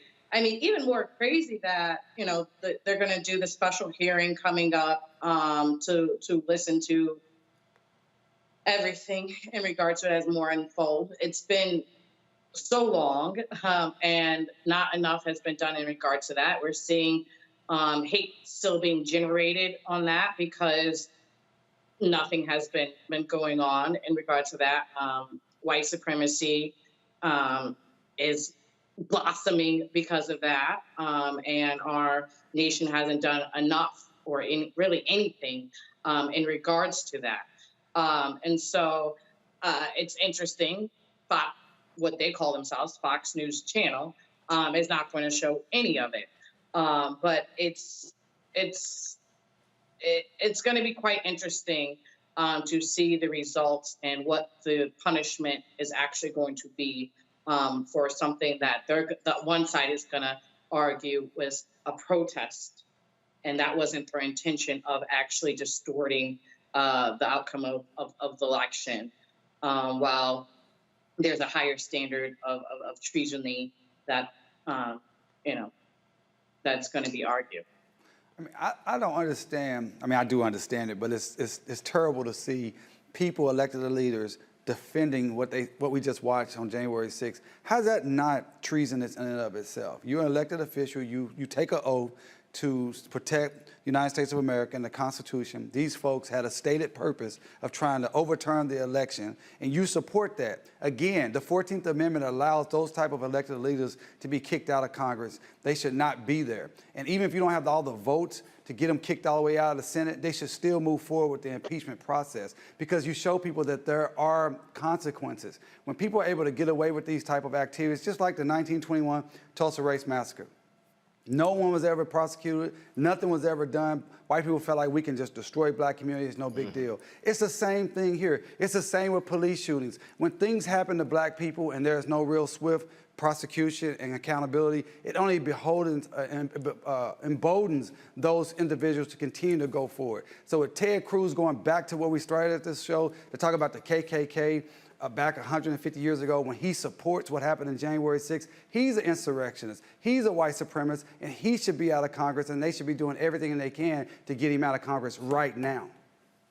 All right, folks. Hold tight 1 second. When we come back, we're going to talk about an all-black team making history by developing the first skyscraper in New York City built by African Americans. We'll talk with the real estate developer, Don Peebles, next in our marketplace segment right here on Roland Martin Unfiltered. Folks, don't forget to please download the Black Star Network app. You can, of course, every platform, Apple phone, Android phone, Apple TV, Android TV, Roku, Amazon Fire TV, Xbox One, as well as Samsung Smart TV. You can also support us in what we do by joining our Bring the Funk fan club. Our goal is to get 20,000 of our fans on an annual basis, donating on average $50 each. That's $4.19 a month, 13 cents a day. You can, of course, there's no minimum. You can give more, you can give less. We certainly appreciate every dollar that comes to us. You want to send your check or a money order. For those of you who do not trust this newfangled banking stuff, send your check or money order to P.O. Box 57196, Washington, D.C. 20037-0196. Cash App is $RM Unfiltered. PayPal is R Martin Unfiltered. Venmo is RM Unfiltered. Zelle is Roland at RolandSMartin.com. Roland at RolandMartinUnfiltered.com. We'll be right back.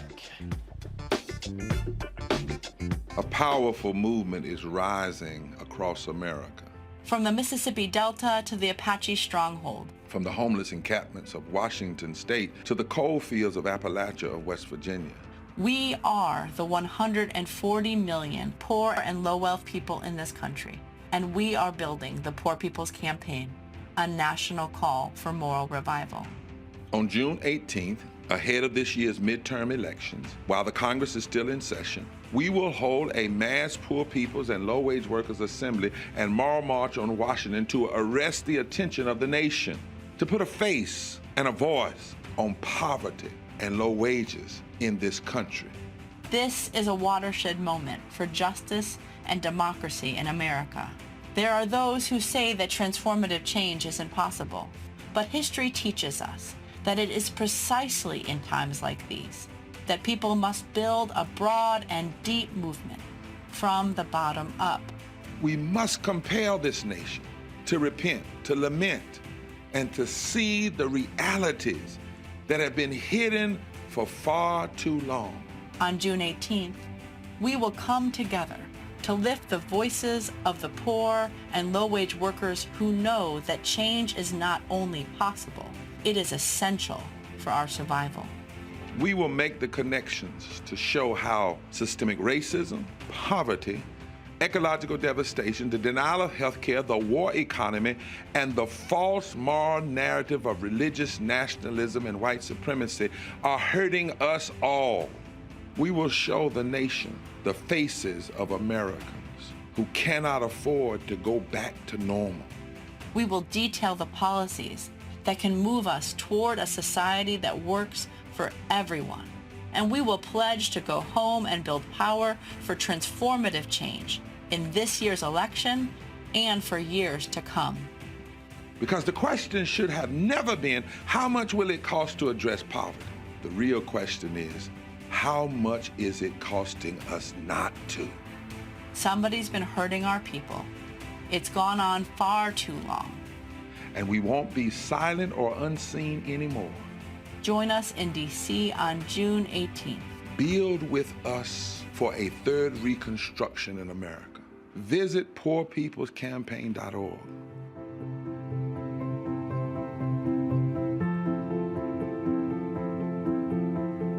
Hi, I'm Israel Houghton with Israel and New Breed. What's up, what's up? I'm Dr. Ricky Dillard, the choir master. Hey, yo, Peace World, what's going on? It's the Love King of R&B, Raheem Devon, and you're watching Roland Martin, Unfiltered.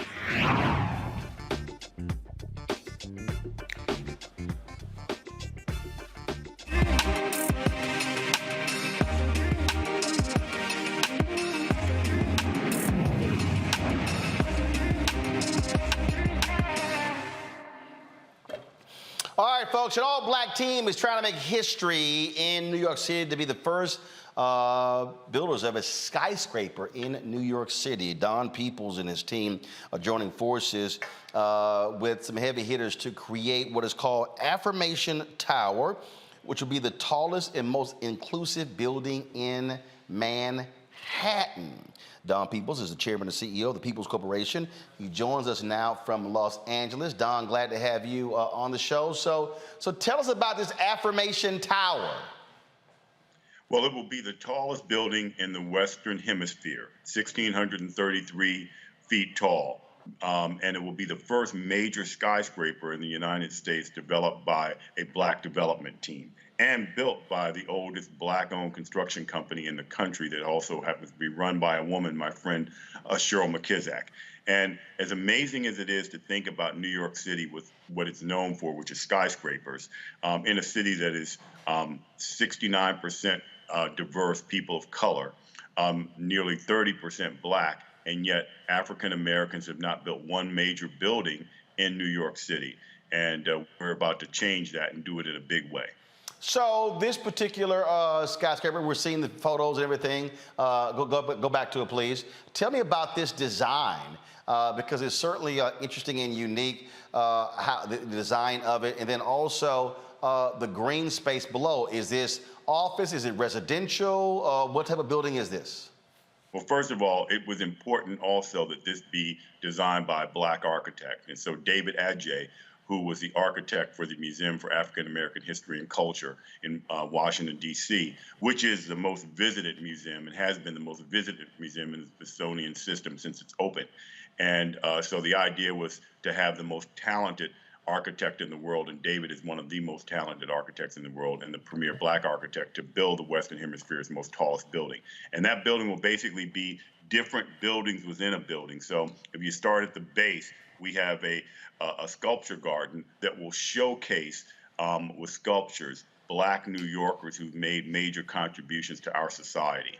And then as you go into the podium there, the base of the building, we have the NAACP and their cultural center. And then we have Reverend Sharpton's Museum of Civil Rights that we're working through the details now to have the Civil Rights Museum there. It's across the street from the Jacob Javits Convention Center, so it's one of the most productive and largest convention centers in the country.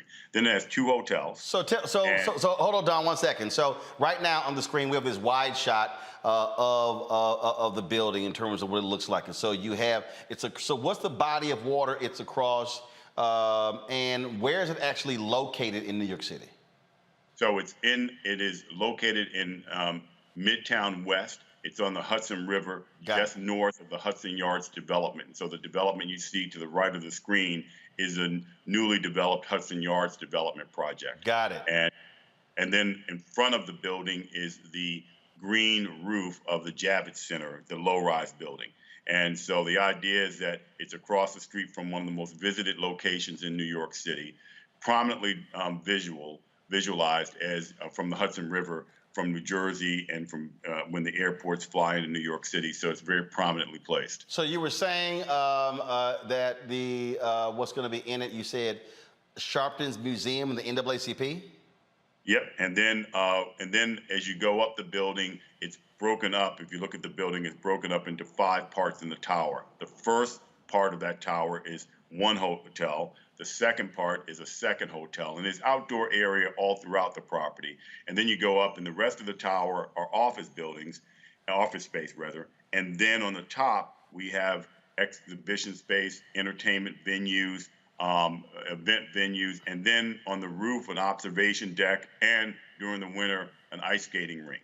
And as you notice, the building, the way David designed the building, is it starts off small and gets bigger as you go up, which is the opposite of how buildings are most often built. They go big and then get slender as they go up. But we wanted to turn things upside down in every way we could, and then David did that. And if you look at the facade of the building, especially the precast that has little arches, that's basically designed after, it's inspired by a pick that many of us used when we had afros back in the day. And so that was to give the skin of the building our history, a part of our history. Wow, that's what we call a blackity-black building. Questions from my panel. Brianna, I'll start with you. Thank you so much, Mr. Peebles, for this. This is outstanding. I'm very proud, and I can't wait to see the finished piece. So when I look at this, right, because it's one of the tallest, it's going to be one of the tallest buildings in the Western Hemisphere, and it's in New York, I think about 9/11 and the Twin Towers. Is there any, I guess, airspace coverage above it, or anything you're thinking about in regards to some of that risk as a Black building is getting erected and very tall? Well, I think first, one of the things we did do is One World Trade, which got rebuilt, the Freedom Tower, actually has a spire, which is basically a metal pole that goes up, and that gives that building more height than us, and we kept ours lower to pay respect and homage to it. But we feel that our country's safer. We feel that it's important that Black Americans, especially our young people, can look at the skyline, especially young people who live in New York City and live, in New Jersey, that they can see that there's a building that's for them. Because what the market has said and what New York City has said is that economics aren't for us. Think about this, that basically less than 1% of the city's contracts go to Black businesses, and yet 30% of the population is Black.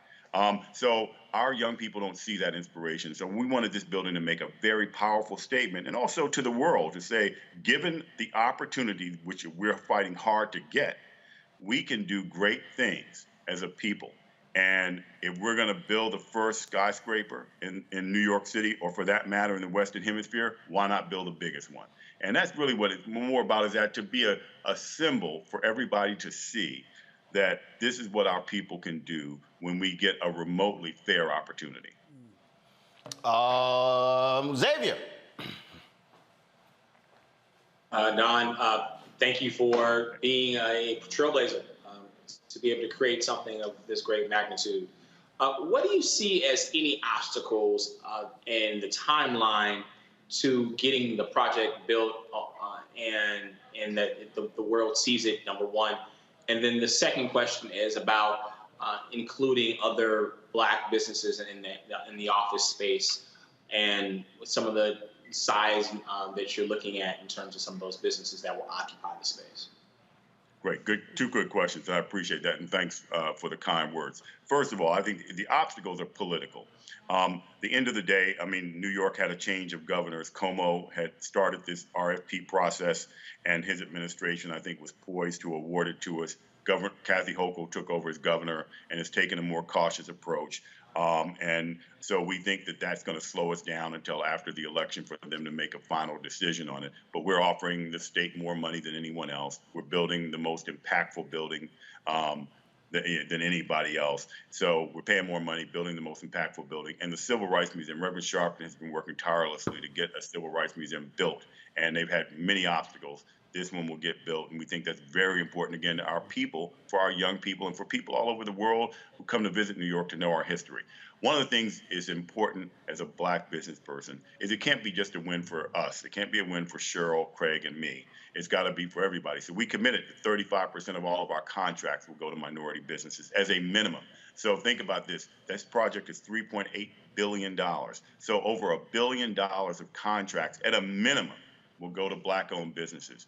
And we believe that it is critical. In fact, my company does what we call affirmative development, because I think affirmative action was a positive thing for our people. It got turned back because of the far right taking issue with so-called reverse discrimination. So we are affirmative, and because we got to right these wrongs that have been done to our people. This country is built with 250 years of free labor and from our people. And this country owes our community a debt, certainly an opportunity. And so we think it's important that we as Black business people step up and be aggressive in providing economic opportunities. So all of our projects, we've got about $8 billion in projects right now in the development phase. And I'm in LA working on a $1.6 billion development with my partner, Victor McFarlane. And there we've committed 35% as well. So we're going to do as a company, all of our projects, all $8 billion or so will be at least 35% Black-owned, because we have to give our people economic opportunities. Because big challenge for all, we cannot continue to carry the disproportionate burden of poverty. And the reality is that we need to be talking about and securing economic opportunities. But that's not a political issue as much as it is a responsibility for those of us as Black business people. DeMario.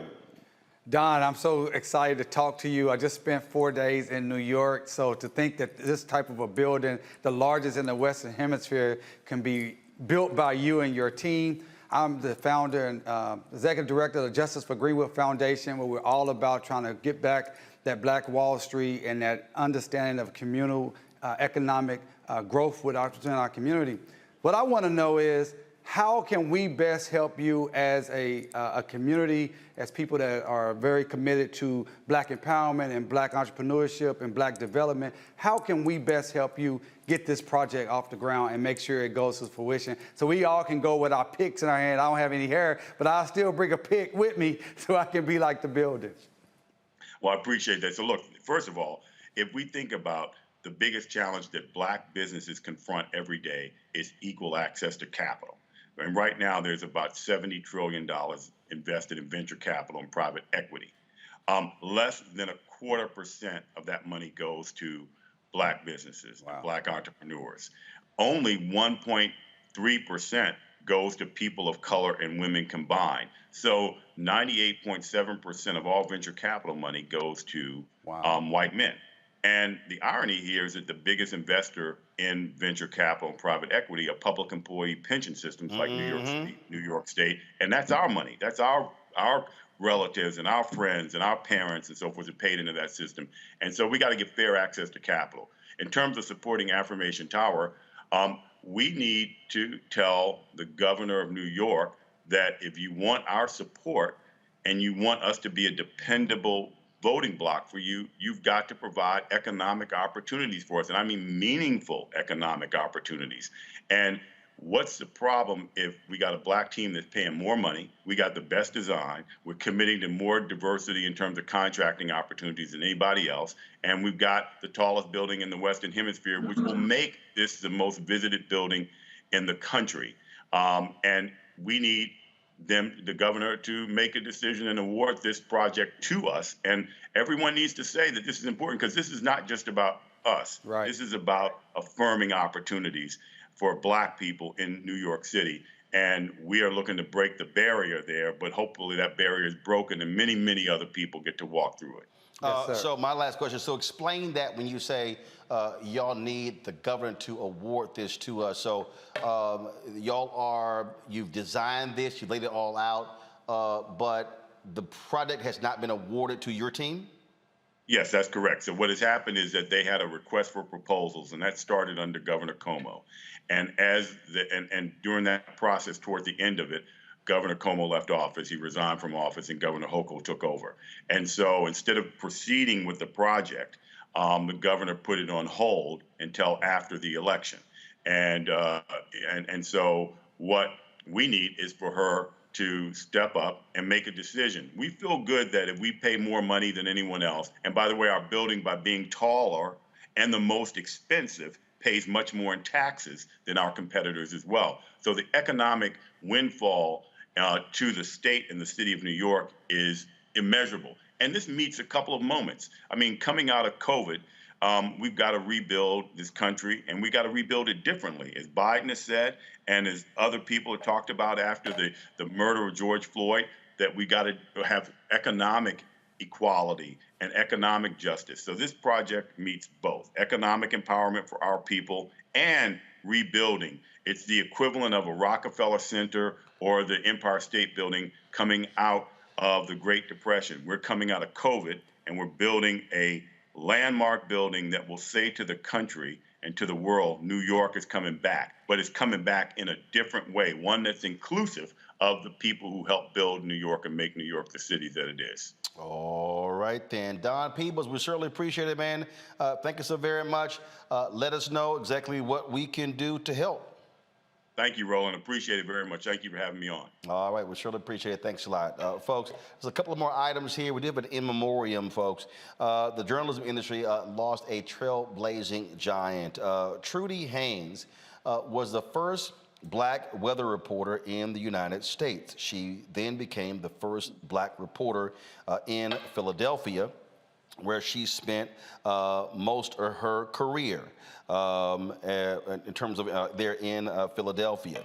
She interviewed many historical figures, including the Reverend Dr. Martin Luther King Jr., President Lyndon Baines Johnson, Muhammad Ali, and yes, yours truly. Of course, Trudy was involved in NABJ, and so it was always great to see our fellow journalists. She, of course, continued to do many interviews talking to younger journalists. She received numerous honors and awards, including an Emmy and 2 Lifetime Achievement Awards. Sorry, folks. Last item. So again, Trudy Haynes passed away at the age of 95. And so certainly condolences go out to her family. Last item, folks.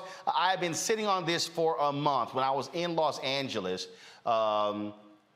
for the George Lopez golf tournament. But actually on that Friday, when we did our coverage, it was the 30th anniversary of the Rodney King riots. I got a phone call from Rebecca Aguilar, as well as the executive director of the Society for Professional Journalists, letting me know that I was a member of the class of 2022 being inducted as a fellow in the Society of Professional Journalists. The announcement was made today.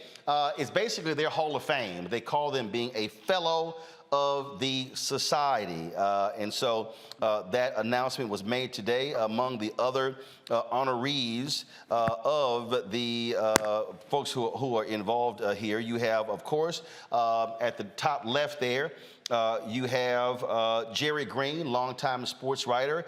To my right, you have John Quinones, longtime reporter for ABC.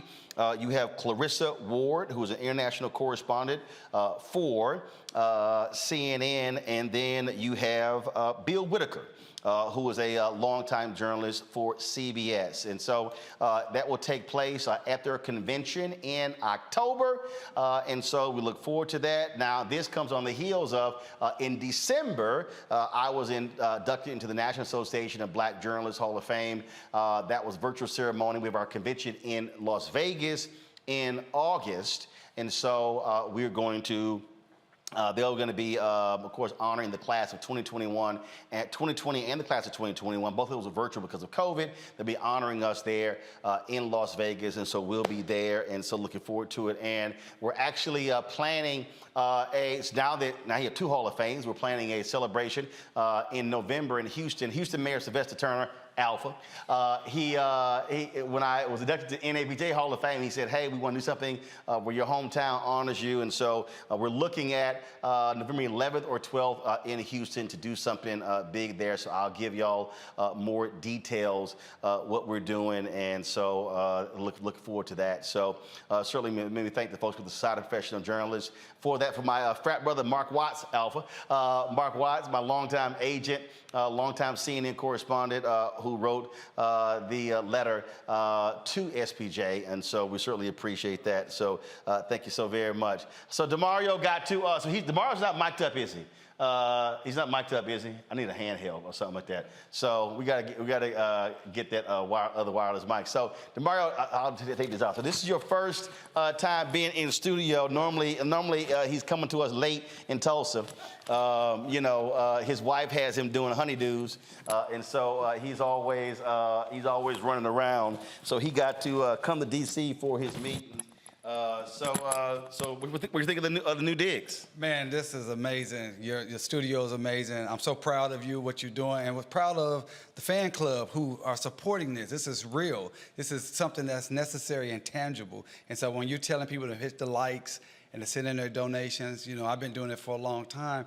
This is what we see here. I'm proud to be here. It's like what the brother Don Peebles was talking about. This is not just a win for Roland Martin, it's a win for all of us. So I just appreciate it. I'm excited to be here and hope to be here more often in person because it's a lot of fun. Oh yeah, so again, it's so funny because folks who stop by, they're like, okay, you show the video or the photos, but it's totally different when you're experiencing it. So glad to have you here. Next time, don't be wearing no purple tie up in here. Oh, I had a black tie on all day for my meetings. You should have kept that damn black tie on. I went to my hotel to get my purple tie. The only thing that make this place better, man, if I could see a picture of me up in here. It's too many pictures of you. Lost your damn mind. What you think this is? What you think? See, first of all, we got, of course, Harry here, honorary Sigma, but I don't care about honoraries. But of course, we got that Dr. King photo right there, so it's an alpha. It's an alpha hanging up in here, so that's how we do it. So hey, let me just say this too, Roland. I really appreciate you. Last week you sent that really nice video. You had your alpha stuff on, but I appreciate you sending that video, giving me lots of love, brother. I appreciate you and everything you do for me and this community. So y'all, Tiffany Crutcher asked me, Tiffany said, hey, we got, the matter of fact, I'm gonna see if I can pull this video. So y'all, she said, hey, we have this thing, we're honoring DeMario, can you send a video? Now I was like, now look, y'all know, I send a video, y'all know what's gonna happen. You put that on specifically for my video. What? your Alpha attire. I think you was Alpha from head to toe, specifically for my video. It was a beautiful video, but you put that on, and you talked about Alpha, which is cool. Yeah, it's all good. I wanted you to understand what was going to happen when I actually, what was going to happen when I did that video.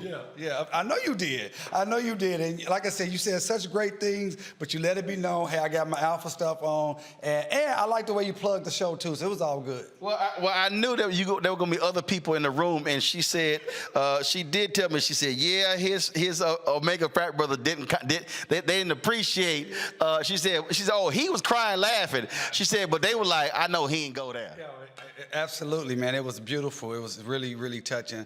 And again, because you are really down with the people, you go across this nation, and it's not just something you do because it's what you want to do. It's something that's a real benefit to us. So, I let you, you had your Alpha stuff on. I still appreciate it, but you see this purple, this royal purple. I do like what you got rocking on right now, though. First of all, did y'all notice where he almost said, let? Did y'all notice that? I noticed he almost said, let. He almost said let. Yeah, show the people the video. Yeah, I'm trying to show. I got downloaded first, so it's downloaded. I'm gonna show y'all the video. So let me let y'all know what I did for DeMario's event. But yeah, I had to make it as black as possible because you know what? Let me do this here because this. All right, let me see if I can do this here. Okay. No, wrong one. So I'm connected. DeMario don't know what I'm doing. I'm connecting to our Roku, which allows me to show the video. Okay, see, DeMario, he don't know about this technology. No, man, he ain't got no clue. All right, y'all. I got it queued up, so y'all go ahead and take it. 5, 4, 3, 2, 1. All right, big congratulations to DeMario Solomon Simmons for your fantastic work with Justice for Greenwood, as well as the descendants of the Tulsa Race Massacre. This recognition is critically important. We appreciate your voice and your work out there, putting it in for the people, for the culture. And there's a lot of people out here who talk about what we should be doing, what we could be doing, and all kinds of stuff along those lines, but there are very few people who are actually putting it on the line. And so, DeMario, you're certainly one of those folks. And look, and you see, I purposely rocked the Alpha gear. I mean, we'll forgive you for joining that second-class fraternity, Omega Psi Phi. But it's all good. It's all good. People make mistakes. It's all good. Pray about it. That's why God gives grace when we make mistakes. All right, man. Congratulations. Hope everyone there, you enjoy the program. And please keep tuning in to Roland Martin Unfiltered on the Black Star Network, where we're going to keep doing what we do, and that's bringing the funk. Be well. Holla!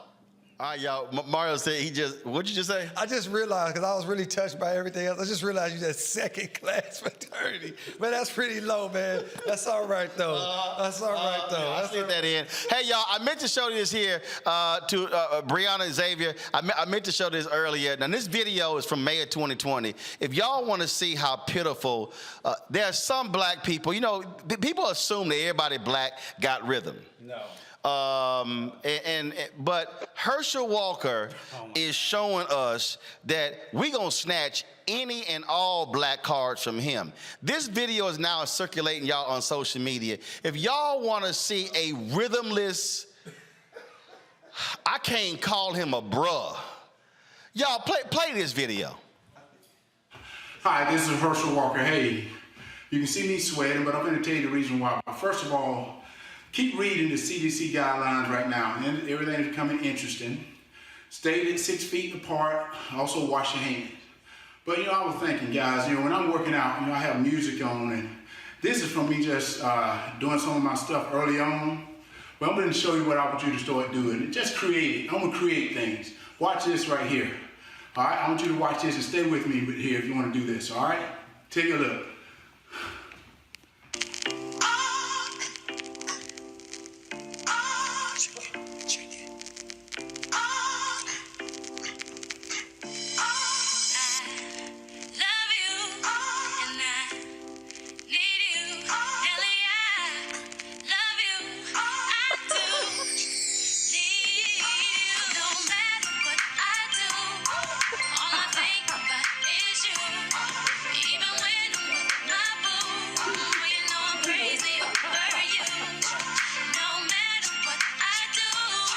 All I think about is you.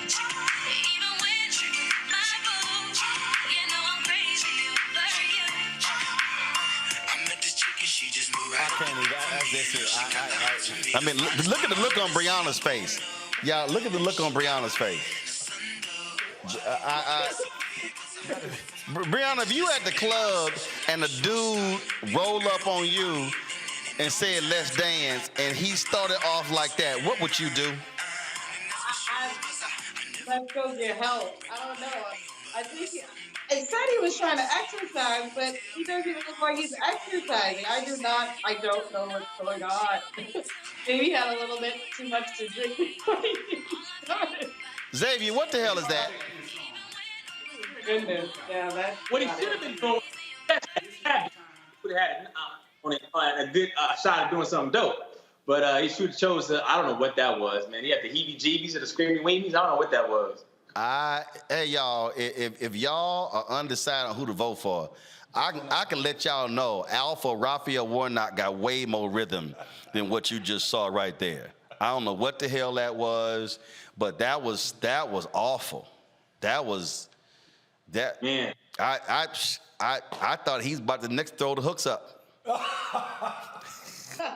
No, we were wrecking you come up there doing like that. He confused me with a bunch of Omegas I've seen dance over the years. He did a lot of alpha moves. Nice try, son. Nice try.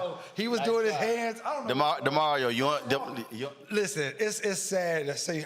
When I grew up, I was a Dallas Cowboy fan. Oh, hell no. And Herschel Walker was a beast player. I just can't believe what he's become. It's unbelievable. I mean, what is he?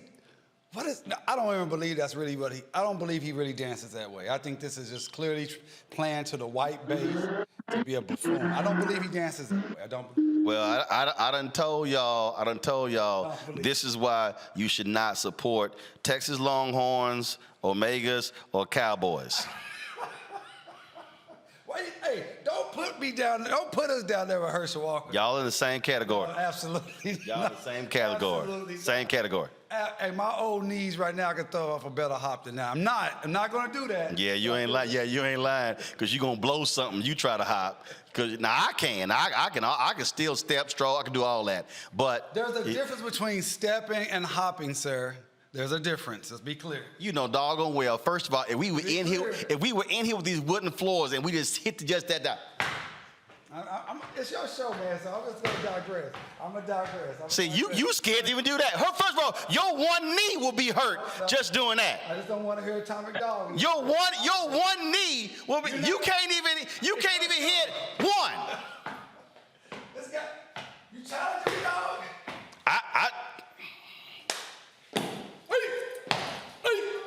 That's it.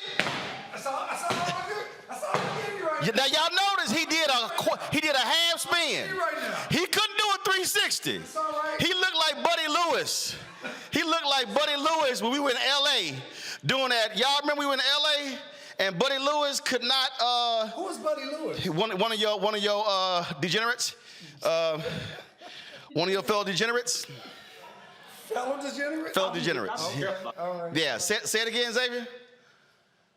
I said, y'all be careful on that set. Don't hurt yourselves. Your man just got on set for the first time. Oh, look. What did he say? I couldn't hear him. He said you almost hurt yourself. I almost hurt myself? Yeah. No. Your wife texting you right now. She's like, go.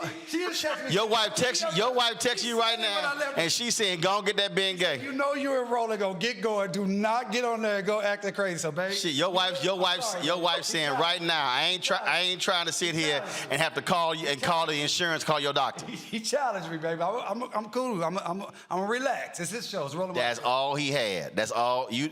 She know that's all you have. Okay. All right. She know. I heard. See, I love your staff. They laughing. Because they knew. They were like, that's all he got. That's all he got. Breonna, all DeMario got now is about a 8-second hop. Well, DeMario. He ain't even gonna get. He won't even get. He won't even get to the bridge of the song. Brianna, I can't hear you. Can you hear me now? Yes. Okay.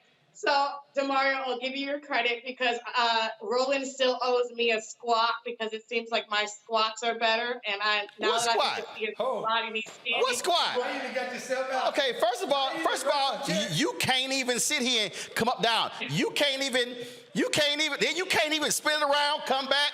Brianna, you better leave me the hell alone. You better focus on your fire alarm over there. You better focus, Brianna. Brianna, don't get your feelings hurt. Don't get your feelings hurt. Now see, the Brianna, what no pause going down. See what? She said she was talking about some squat. We had a fitness segment. She was talking about squatting. She don't even know. See, she don't know. She's like no pause, Brianna. Come on. We're gonna see where he gonna be tomorrow. We'll see how he gonna be. I'm fine. First of all, hold up. I do this all the time. You the one gonna be laid up with bandages and sitting here called a chiropractor. I ain't gonna be laid up. Yeah. Somebody on YouTube said, "Don't split your pants, Demario." Oh, that's right. That's right. Cause he got a. That part. She said, "No, actually, no agged in. I'm not breathing hard. Now, breathing hard is."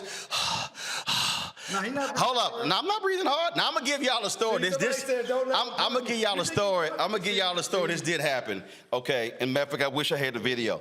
We on the Tom Joyner cruise, y'all. This is the last story for the day.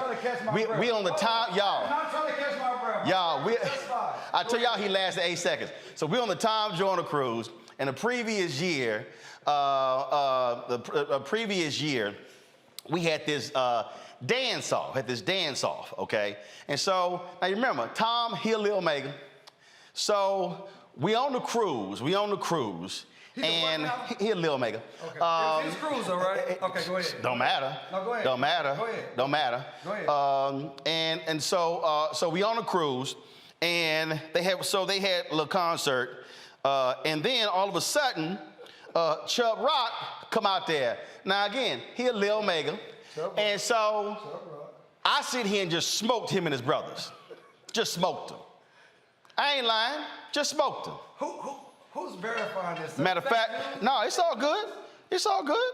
Matter of fact, hell, here, y'all call Chubb right now. Y'all call Chubb right now. I'm gonna tell the story right now. All right, I'm Carol. So y'all call. Matter of fact, hold up. I ain't even gonna call y'all. Let me see if Chubb gonna answer the phone. See, y'all think I'm calling Chubb Rock right now. Call my frat brothers. I'm gonna call your little frat brother. Yeah. Cause he remember what happened. Chubb. Y'all hold on one second. Hey, Chubb. Hey. Roland Martin. What's going on with you, my brother? I'm live on my show, and I'm here with one of your little frat brothers, DeMario Solomon Simmons, out of Tulsa. And I'm live on the air, just let you know. So I was letting DeMario know what happened when I smoked you and your Omega brothers on the Tom Joyner cruise. Talk to me, bro. Is this a factual statement? What are you talking about, smoked you? What is he talking about? No. Say it again. Oh. DeMario, now we can't hear you. Go ahead, talk again. Got disconnected for a reason. Can you hear me?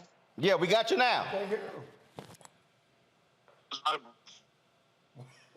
All right, you must got that cricket phone. You got that cricket plan, Chubb. We can't hear you. Okay, we still can't hear you. See, Alpha got Verizon or AT&T. Oh, that's your fault. You got that cricket phone. Here we go. All right, hold on. I'm gonna do this here. I'm gonna do this here. I'm gonna have a control room call you. I'm gonna have a control room call you. I'm gonna call you right back. All right. I always bring this out, Roland. This is what happens when we get together. This always happens. What? I'm just trying. So y'all call that number. When we call Hassan, he up here, he flexing. It's his show, so he can shut it down anytime. But no, first of all, I'm gonna shut it down anywhere. I know it's your show. You can do. So matter of fact, DeMario, it was your show. I shut it down. My wife said I gotta stay respectful. I said to Carol. Yeah, I want to hear what Chubb Rock has to say. All right, so I'm gonna let y'all know right now. I want to hear what you. No, you say. No, I'm gonna tell y'all what happened. He gonna confirm it. So we on the Tom Joyner cruise. So Chubb, I smoked his little Omegas the year before. So Chubb's like, yo, I got something for you this year. So Chubb went out and got 5 other Omegas. Now mind y'all, I'm the only alpha on stage. It's Chubb and 5 Omegas on stage. And so Chubb just start hitting it. And yo, they start off. Yeah. 20 seconds in, they start dropping like flies. Okay. 45 seconds in. 45 seconds. 45 seconds in. They over there behind the speaker. Behind the speaker. It's 5 of them and Chubb. Okay.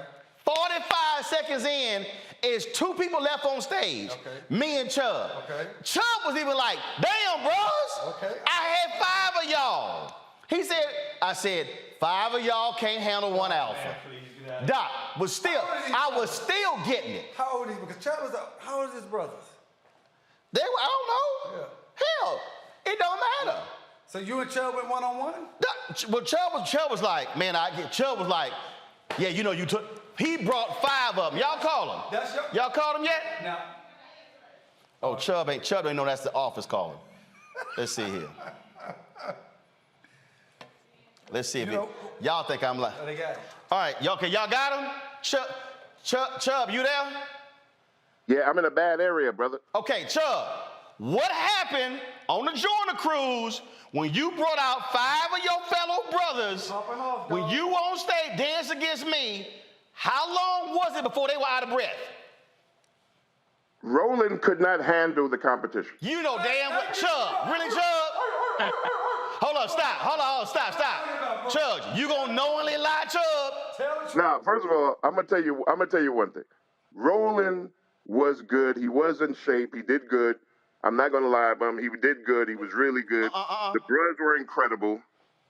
I think what happened was Roland was there by himself, so it makes him feel that he had a lot of vigor, which he did. I give it to him.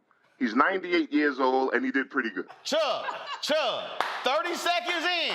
How many? And I happen to love the brother. I think he's an incredible human being. He did pretty good. Honestly, we're talking about this. The reason Chubb laughing, because he know we got video evidence. Now, Chubb, 30 seconds in, how many of your brothers were leaning behind those speakers trying to catch their breath? We talking about one-on-one. Hold on, no, wait. Chubb, hold up, so you can hear this laugh. How many of them, and Chubb was looking like, I be damn, y'all couldn't even get to 45 seconds. They were behind that speaker, bent over, trying to catch their breath. Now, like Chubb. No. It wasn't bad. It was nothing like that. Yeah. I think they all did good. Roland did, it appeared that he looked good because he was by himself. Hold up. If I'm the last one standing next to you, because they behind the speakers trying to get some oxygen tanks. No. There was, I forgot what that brother's name was. I think he's a cop. He was doing great. He was in shape like crazy. There was another one of those brothers that was like from, I forgot, he was some kind of, I forgot what you call those kinds of people. A fireman. Easy, out of breath people. Out of breath people. That's what you call. And I'm not gonna lie. If I'm not mistaken, when that was over, you looked pretty tired too. You wasn't no spring chicken out there. Oh, I wasn't a spring chicken out there, but y'all were flatline chickens. Y'all were baked chicken, fried chicken. Y'all were grilled chicken because y'all were dead. No, Roland. Nah, it was nothing like that. Hey, brother, I'm sorry that I'm having some. Story. No, first of all, of course, Chubb gonna dispute the story because he can't admit that his Omegas were tied. No. First of all, let me tell you something. Demario, be quiet. We were all out there having fun. That's true. Roland did a little bit of something. I gave him a little bit of props because he seemed like he was having fun. He got into the energy of it and everything. It wasn't where he's talking about everybody was out of breath. There's no way like that. Chubb, in fact, there was a couple of cops on that stage too. Chubb, I went over there and patted them on the back. They were out of breath. Now, you know doggone well. But it's all right. I'm going to crack that video out. Chubb, there's video. See? There's plenty of video. There's plenty of video. It's going to be like January 6th up in here. You signed the Republicans. Oh, no. It was a walk in the park. Nah, brother.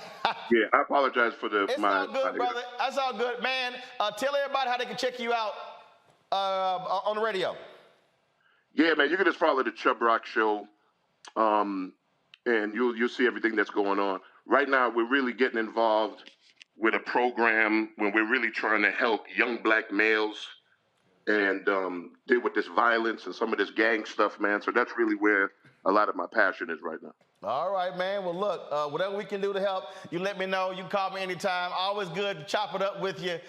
And again, next time, tell your boys be ready, because I'm ready. Alpha's always ready. Love you guys, man. Love you. Love you, Chubb. I'll holler at you, bro. Peace out. All right, y'all. See, I told y'all, you don't know what to expect when you watch this show. I'll call somebody in a heartbeat. It don't even matter. All right, we got to go. Brianna, Xavier, I appreciate it. Brianna, now come on, Brianna. Come on. With your little squats, come on. Matter of fact, why don't you go do a squat right now? Let's see. I'm good right now. Oh, see, no, now she good right now. Now she good right now. See, now as somebody said in YouTube in the chat, they said now you're high siding. You're high siding. Appreciate that. I ain't gonna tell y'all about Xavier last time I was in Chicago, where we went till 4:30 in the morning. I ain't gonna tell y'all about that. You forgot how. See, you forgot how. See? Oh, wow. Right. His Skype about to go out real quick. Right. He about to lose connection real quick. All right. I appreciate it, y'all. Thank you so very much. Mario, thanks for coming by. Tell the wife what's up. And again, you need to go practice that hop, because it need to last longer than 10 seconds. Y'all, I appreciate it. Don't forget, download the Black Star Network app. Apple phone, Android phone, Apple TV, Android TV, Roku, Amazon Fire TV, Xbox One, Samsung Smart TV, and of course, support our Bring the Funk fan club. Of course, send checks and money orders to P.O. Box 57196, Washington, D.C. 20037-0196. Cash App, $RM Unfiltered. PayPal's R Martin Unfiltered. Venmo's RM Unfiltered. Zelle is Roland at RolandSMartin.com. Roland at RolandMartinUnfiltered.com. That's it. I'm going to see y'all tomorrow right here on the Roland Martin Unfiltered show on the Black Star Network. You know how I was in the show. Holla!